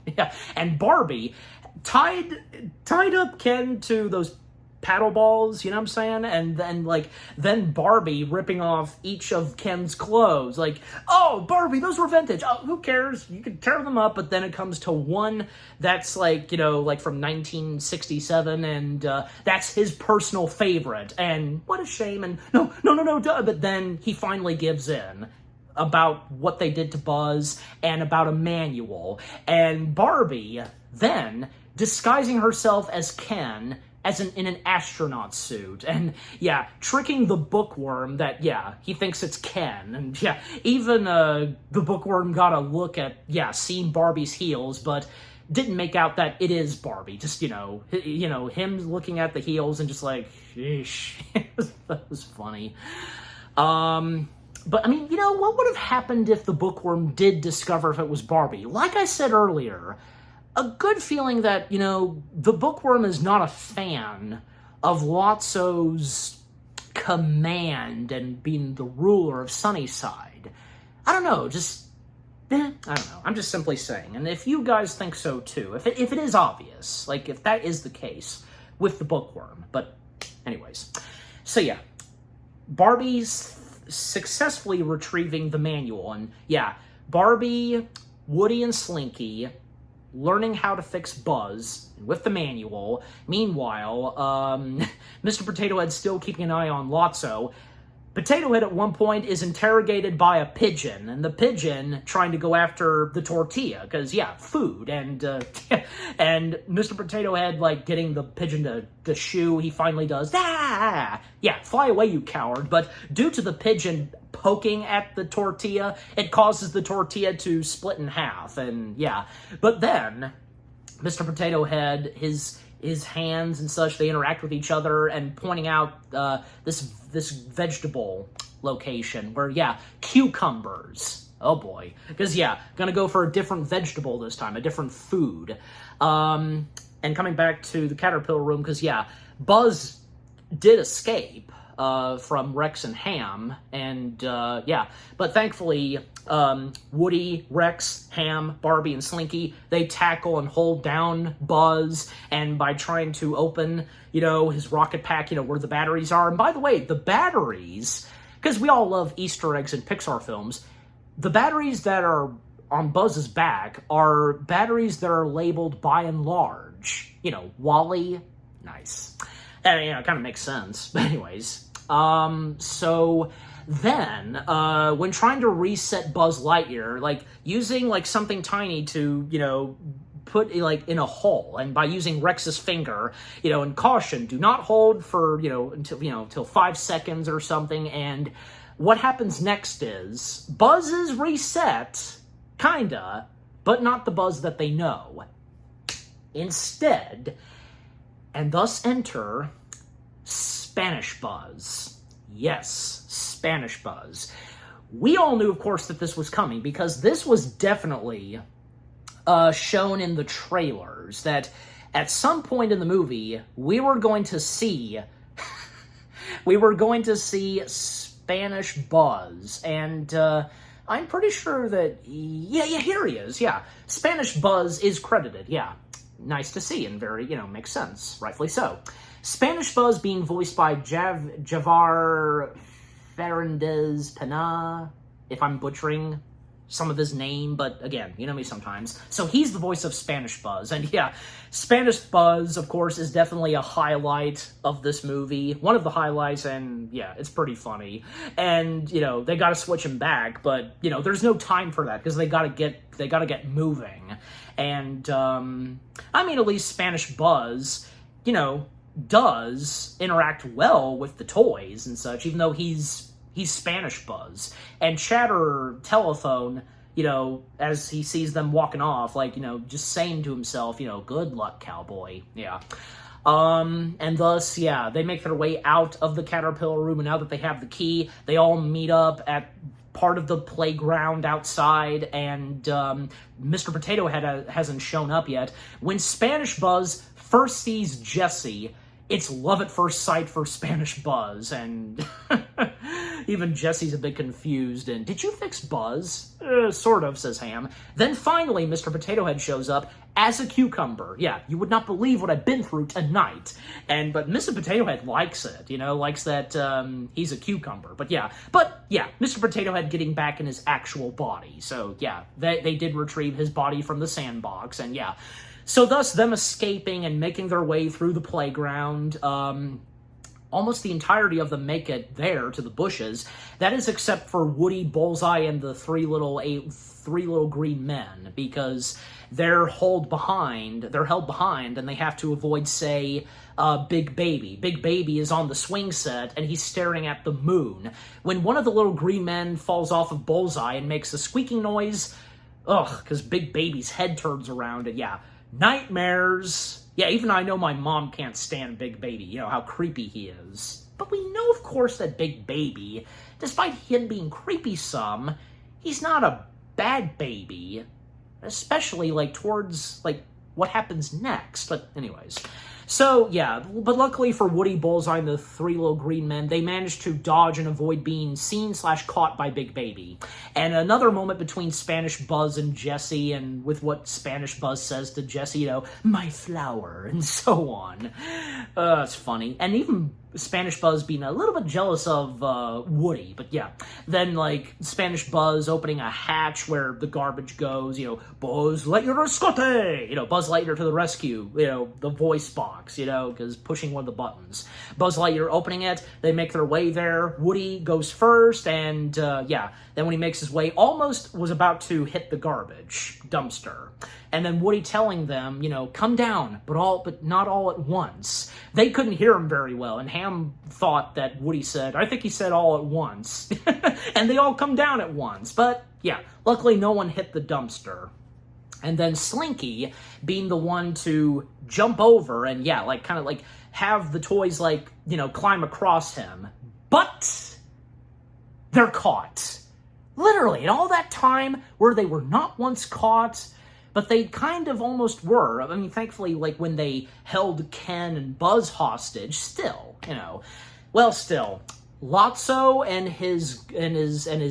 the toys that follow him, they caught them, and Lotso then just he out of nowhere shows up and you lost, little doggy, and yeah, they're all there. Stretch shows up and has them at hostage, and just, yeah. And then we see Twitch and Chunk, Sparks, they bring in Chatter the telephone. They broke him. Yeah, that's horrific to see. And Lotso confronting Woody and the gang, because, if your kid loves you so much, why is he leaving and such, you think you're special? You're a piece of plastic. You were made to be thrown away. And right after he says that, yeah, speak of the devil, because the garbage truck is making its way. Lotso then saying, now we need toys in our Caterpillar room, and you've got to avoid that truck. Why don't you come on back and join our family again? And Jesse and Barbie make it very clear to Lotso that that this is no family, and that Lotso is a liar and a bully, and that Jesse would rather rot in this dumpster. And with what Barbie says, that's just pretty funny. The government right, or however she says it, and Mr. Potato Head and Ham have a look just because it's pretty funny with what Barbie says. And that's what happens next, ordering Stretch to push them in the dumpster, but Ken showing up just in his underwear, begging Lotso not to do this, especially because of Barbie. And Lotso telling Ken that, she's just a Barbie doll, and there's 100 million of other Barbie dolls just like her. But what Ken says, not to me, there's not.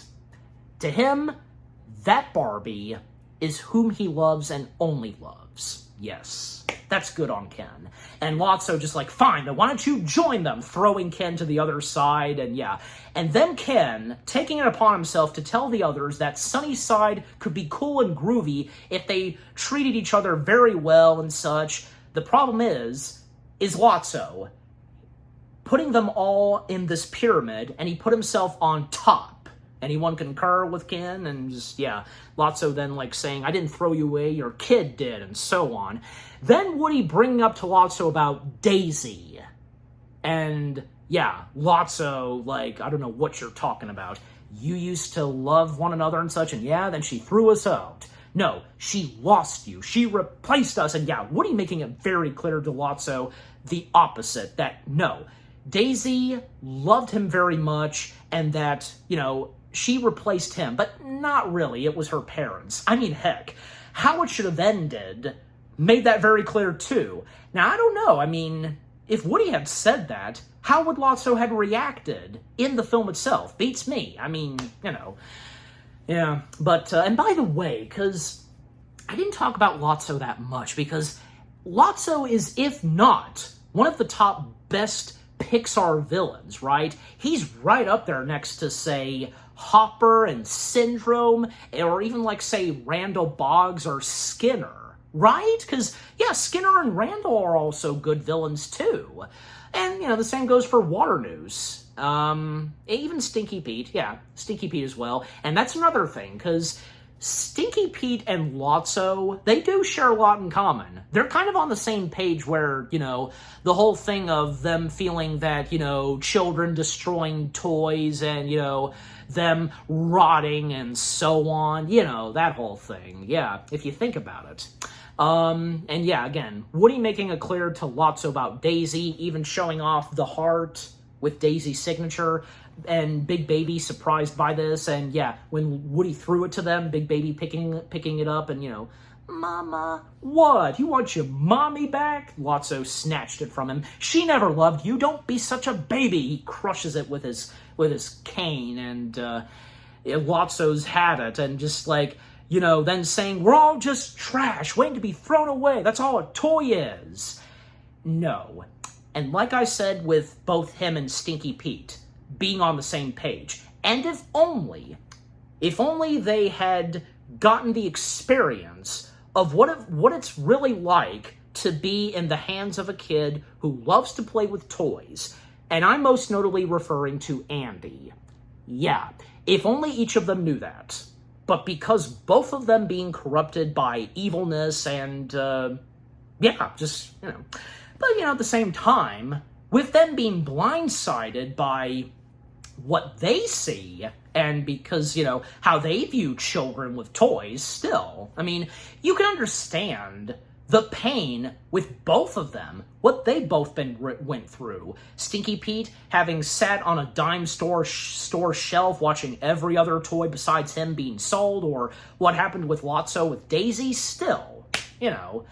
But yeah, you know, at the same time, despite what they both went through and each of them being corrupted, they still turned out to be pretty good villains / antagonists in the Toy Story franchise. Yeah, and with the great voice talents of Kelsey Grammer and Ned Beatty.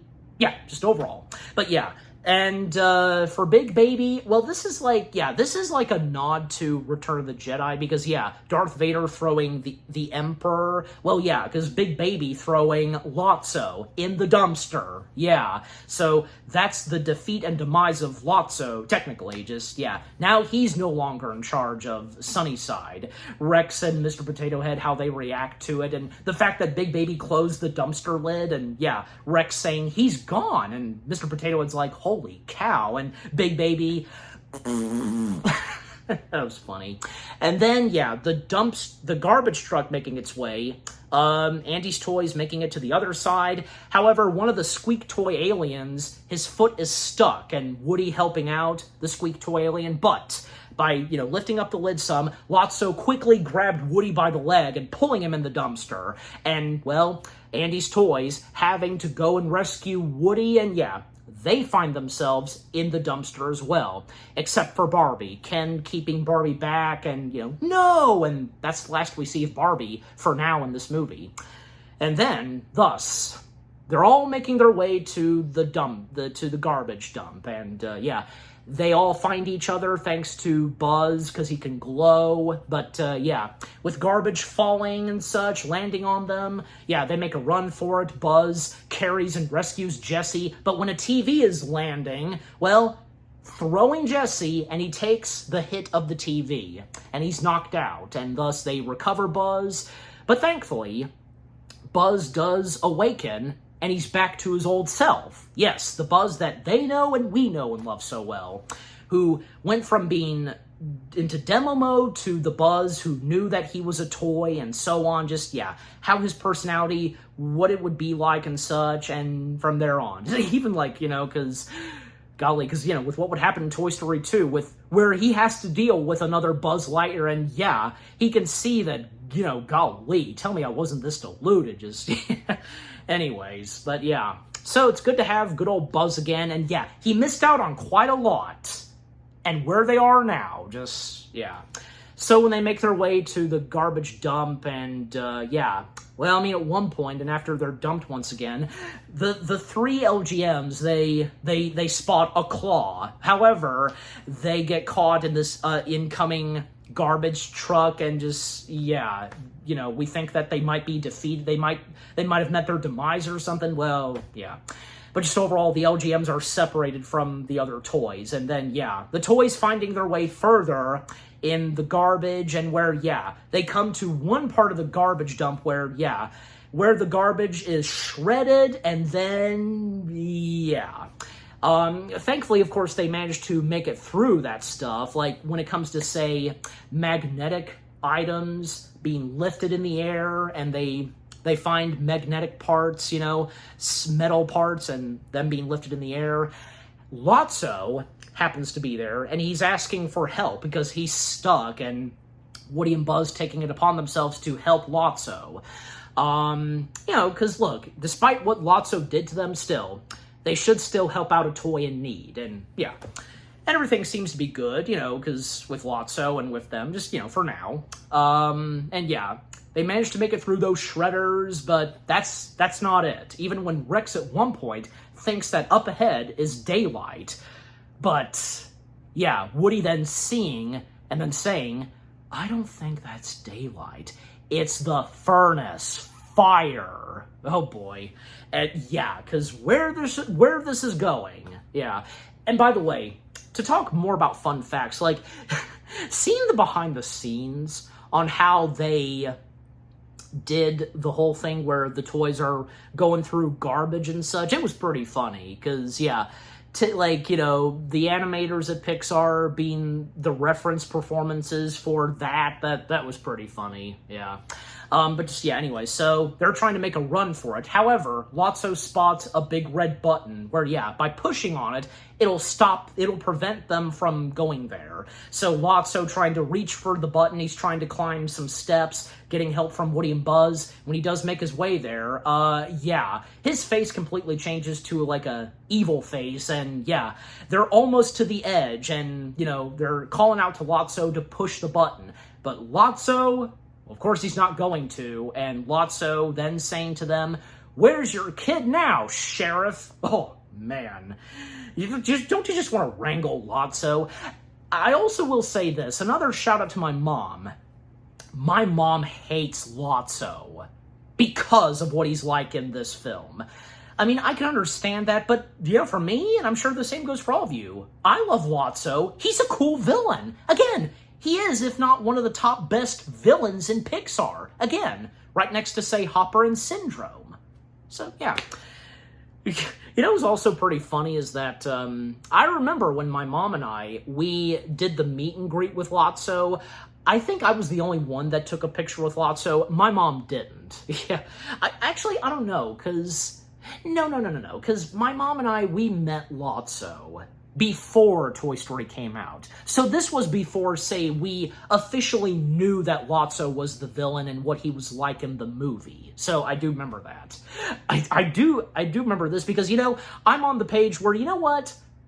I forgive what Lotso did in the movie. And that also goes for, if by any chance any of you are familiar with him, Adam Rucker on YouTube. I've followed this guy for years on YouTube, doing a lot of vlogging at Disney parks, and in one of them, like, he met Lotso, and he forgave Lotso for what he did in the movie. So I'm on the same page, too. And aren't you as well? Don't we all forgive Lotso? Some of us forgive him for what he did in the movie, because we all knew, of course, that the toys were going to be alive and well. Because what happens next? Because, yeah, because Lotso doesn't push the button. They fall into the pit where, yeah, the fire is, and they're really struggling trying to survive. Then it leads to them, all of them, each of them, holding hands, and that moment right there, that's a gut-wrenching moment right there in Toy Story altogether, right? Just, yeah. And when it seems like, yeah, there's no escape and they're probably going to be burned alive, well, and all of them closing eyes, well, sure enough, a big bright light hits them and we see a claw. And with Randy Newman's score of music and a choir heard, just, and is it not immediately obvious whom is saving them? It's the little green men, the Claw. Yes. And by the way, because to mention some of the other voice cast members, yeah, Jeff Pigeon, a big-time member of Pixar, reprising the voice role of the LGMs, as I like to call them, because, little green men, LGMs short for little green men. Yeah, and most prominently, they're referred to as the LGMs in Buzz Lightyear of Star Command. Yeah. The rest of the voice cast, most notably, mainly just being additional voices. I already mentioned Jess Harnell. There's also Carlos Alazaric, if I'm saying the last name right, but you know who I'm talking about. Teresa Genzel, Danny Main, Mickey McGowan, Lorraine Newman, Colleen O'Shaughnessy, if I'm saying that right. Whom is most known for being the voice of Tails. Yeah. Bob Peterson doing additional voices. Jeremy Ramft, Joe Ramft's brother. Lee Unkrich, as I brought up earlier, he voices the Jack-in-the-Box. Jim Ward. Colette Whitaker, and yeah, a bunch of other additional voices. Even like those that voiced the children at the daycare. Yeah. But anyways, so even, yeah, those that are uncredited, a different speaking voice for Ken was Godfrey Gayo, and for Bullseye, Buster, the Monkey, and the Pigeon, they were all voiced by Frank Welker. Yeah. Yeah, and I keep forgetting, because I think we all do, right, that Frank Welker does do some voice work for Bullseye, because, all that Bullseye does is just neigh. So, yeah. So continuing on, yeah, because again, the LGMs have rescued and saved Woody and the gang, and even like Mr. Potato Head, like, do you remember all the things I said about Andy's attic? I take it all back. And Mr. and Mrs. Potato Head thanking the LGMs for saving them, and they're the ones that this time say, "You saved our lives, and we are eternally grateful. My boys." Now Mr. Potato Head accepts them as his adoptive children. And yeah, the aliens, referring to him as Daddy. And even a moment where Buzz and Jessie, they were still holding hands. And then Ham and Slinky, each of them wondering where Lotso is, and they like to loosen some of his stitching. And then Woody telling them that, forget it, he's worth nothing. And yeah, what happens next to Lotso? Kind of having the same fate as Stinky Pete, where, yeah, because someone spots Lotso, that being some guy in a garbage truck, I had me one of these when I was a kid, and smelling Lotso strawberries, and putting Lotso up front on the truck with a bunch of other toys. Yeah, because yeah, some trucks that would have toys up front, and yeah, they wouldn't last that long. And one of those toys being a frog, and the frog being voiced by Jack Willis. Yeah, the frog alerting to Lotso, "Hey buddy, you might want to keep your mouth shut," and yeah, because we know why. So that's the defeat and demise for Lotso. Yep. And again, in that same territory as Stinky Pete, especially with the music that plays when, yeah, Stinky Pete and Lotso, they each share their demise and defeat, they have that same kind of music. Yeah, so, very fitting. So again, that's the end and defeat of Lotso. Sayonara, Lotso. Happy trails, Lotso, as Woody would say when, yeah, what happens with Stinky Pete? Anyways, so for Woody and the gang, well, they may not make it back in time back at Andy's house, but sure enough, they spot a garbage truck, and yeah, Sid Phillips being on that garbage truck. So yeah, little did Woody and the gang realize that was Sid. Yeah, but thankfully they managed to make it back in time. Andy has yet has not yet left for college, and by this point has finished up packing.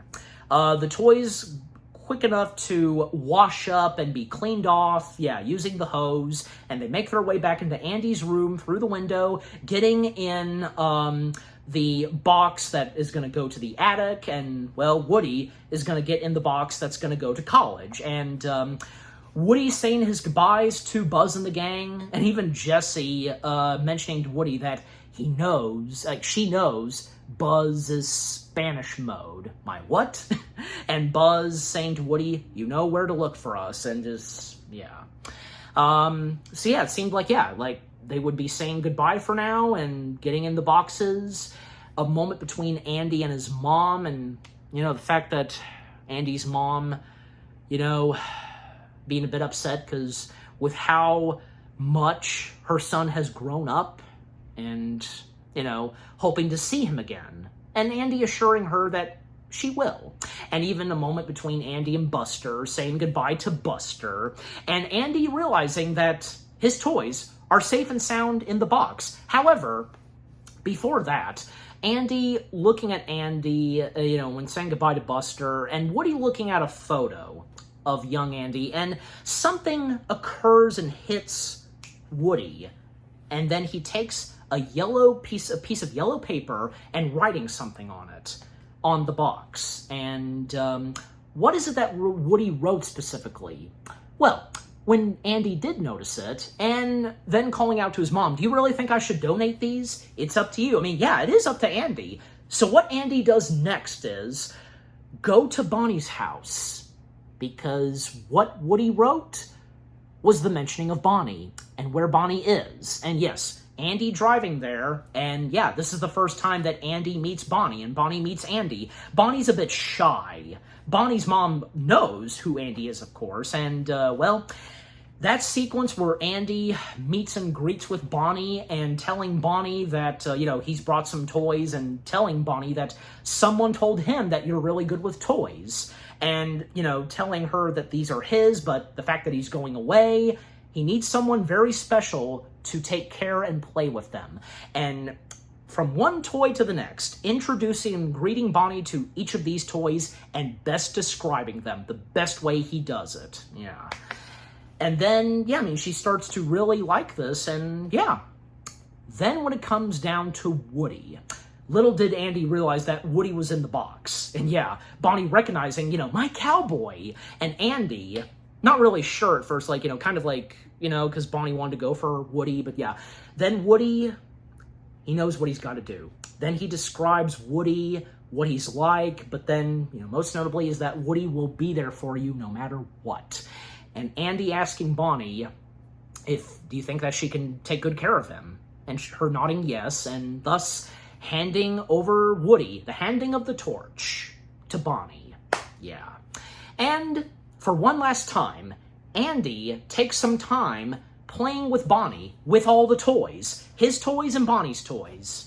And especially Bonnie was in the middle of Haunted Bakery, which actually having a prominent part, being one of the last levels you play in the Toy Story 3 game. So that was a great moment, where they play with their toys, Andy one last time especially, but now it's time for Andy to hit the road and make his way to college. And even Bonnie holding Woody's hand up, waving goodbye, and Andy getting a bit choked up and a bit of tears in his eyes, and him then saying to the toys, thanks guys. And thus he drives off. And Bonnie being taken in by her mom, lunchtime and such, And, Woody and the toys watching as Andy drives off, and Woody saying, so long, partner, and the music that plays, Buzz patting Woody on the shoulder, and then Woody just, oh, hey, Buzz, you didn't meet the rest of the guys, and despite having them being played with, still, they haven't been properly introduced, and with that, the camera pans up, the last thing we see are the skies, that the clouds are the shape of the clouds that are the wallpapers, of Andy's room, which that's how the movie started, with the logo. That's so great. However, the movie's not done yet, because there's an epilogue where, during the end credits and the Oscar-winning song, We Belong Together. That was the second song written by Randy Newman that won an Oscar. The first being I Wouldn't Have Nothing If I Didn't Have You from Monsters, Inc. Yeah, that was the first Oscar win for Randy Newman. Yeah, it's a shame that You Got a Friend in Me didn't win. It could have, right? I have to go back and look if it was nominated. I'm pretty sure, yeah. But hey, at least Toy Story did end up winning an Oscar for Best Song, which, again, being We Belong Together. Because, yeah, with the song playing and the montage we get during the epilogue at Sunnyside, we get a quick appearance of Zurg. Yeah, it's great to see Zurg make an appearance in this. Not the exact same Zurg from Toy Story 2. This being a different Zurg, of course, yeah. And not with his cannon, yeah. All free hands, you know? So Zurg and a bunch of other toys have made their way to Sunnyside, and now Sunnyside is groovy and better than ever, now under the leadership and under being in charge of Ken and Barbie. And yeah, the toys are having a great time, as they didn't have when Lotso was under command. Screw Lotso and how he commanded Sunnyside. This is better. Yeah. Even some of the toys in the butterfly room having a good time in the caterpillar room, because with what we see there, and them having a good time outside of the playground. Even Sarge and the two other Green Army men, they managed to find themselves arriving in Sunnyside. Yeah. And surely, yeah, Barbie knows who they are, of course, yeah. And yeah, they're happily welcomed at Sunnyside, and yeah. And then there's a dance party late in the evening with a disco ball, and Barbie making a grand entrance from Ken's house and a nice get up, and just, yeah, even Big Baby in like some get up too, golden clothing and such. Even the monkey in the security room is having a great time too, in shades. Then Bonnie and the kids coming in for daycare. Stretch leaves a note for the toys at Bonnie's house. And, well, at some point, yeah, somehow Barbie knew, and all the other toys at Sunnyside, they somehow knew, of course, that all of Andy's toys did survive and found their way at Sunnyside. I guess presumably, probably just one of now Bonnie's toys making their way to Sunnyside, and yeah. So yeah, the note that was left for them, and when we come to Bonnie's house and in her room, well, Woody and the gang having a great time now that they're Bonnie's toys. Reading off the letter that was left for them, hugs and kisses, and Woody and Buzz think that it was written by Barbie, but Jessie pointing out to them that Barbie didn't write this. It was Ken. Ken in Toy Story. Pretty funny. And yeah, each of the toys interacting with one another, like, the Peas in the Pod messing around with Mr. Potato Head, I told you kids, stay out of my butt. They put on plays, and even like, with Mr. Prickle Pants and one of the little green men, a part of the play, Romeo, oh Romeo, where art thou, Romeo? Then it leads to, say, Jessie activating Buzz with his Spanish mode, dancing, and we get a Spanish version of You've Got a Friend in Me. And whom sang the Spanish version of You Got a Friend in Me? Excellent. And even like they brought in two dancers from Dancing with the Stars to be the dancing reference performance of Woody and Jessie, yeah. So the last thing we see is, yeah, a dance number between Buzz and Jessie with the Spanish version of You Got a Friend in Me, Ay, you calimba, my Spanish is a bit rusty, but, Si, you cari... I can't remember that as of now. I'm sorry, but just bear with me. Yeah, but that was a great way to end it off with what we last see in Toy Story 3 during the credits. What a great way to end off Toy Story 3. Besides Toy Story 4, I know, say what you will, but come on. That's another story, but anyway, so yeah. But we're here to talk about Toy Story 3, okay? So yeah, Toy Story 3. Everything about Toy Story 3, from beginning to end, is a masterpiece, literally. Again, another great piece of Toy Story material, this being the third installment, just, yeah. Overall, Toy Story 3, an animated sequel masterpiece. The storyline, the characters, new characters from new toys, new human characters, the handing of the torch, Andy passing on his toys to Bonnie, great voice acting, this film having great moments, from funny/hilarious to emotional, gut-wrenching moments, Randy Newman's music and score, a new original song, We Belong Together, Lotso, the other characters, and their chemistry and their moments, and, from the toys at daycare, Bonnie's toys, the unexpected moments, and just, yeah. We all have our favorite moments that came from Toy Story 3. Just what more do I have to say by this point? Toy Story 3, again, is an animated sequel gem/masterpiece from Pixar themselves. And I'm giving Toy Story 3, is it not obvious, 10 out of 10 stars. Yes, 10 out of 10 stars for Toy Story 3. And what about you guys? What did you think of Toy Story 3 itself?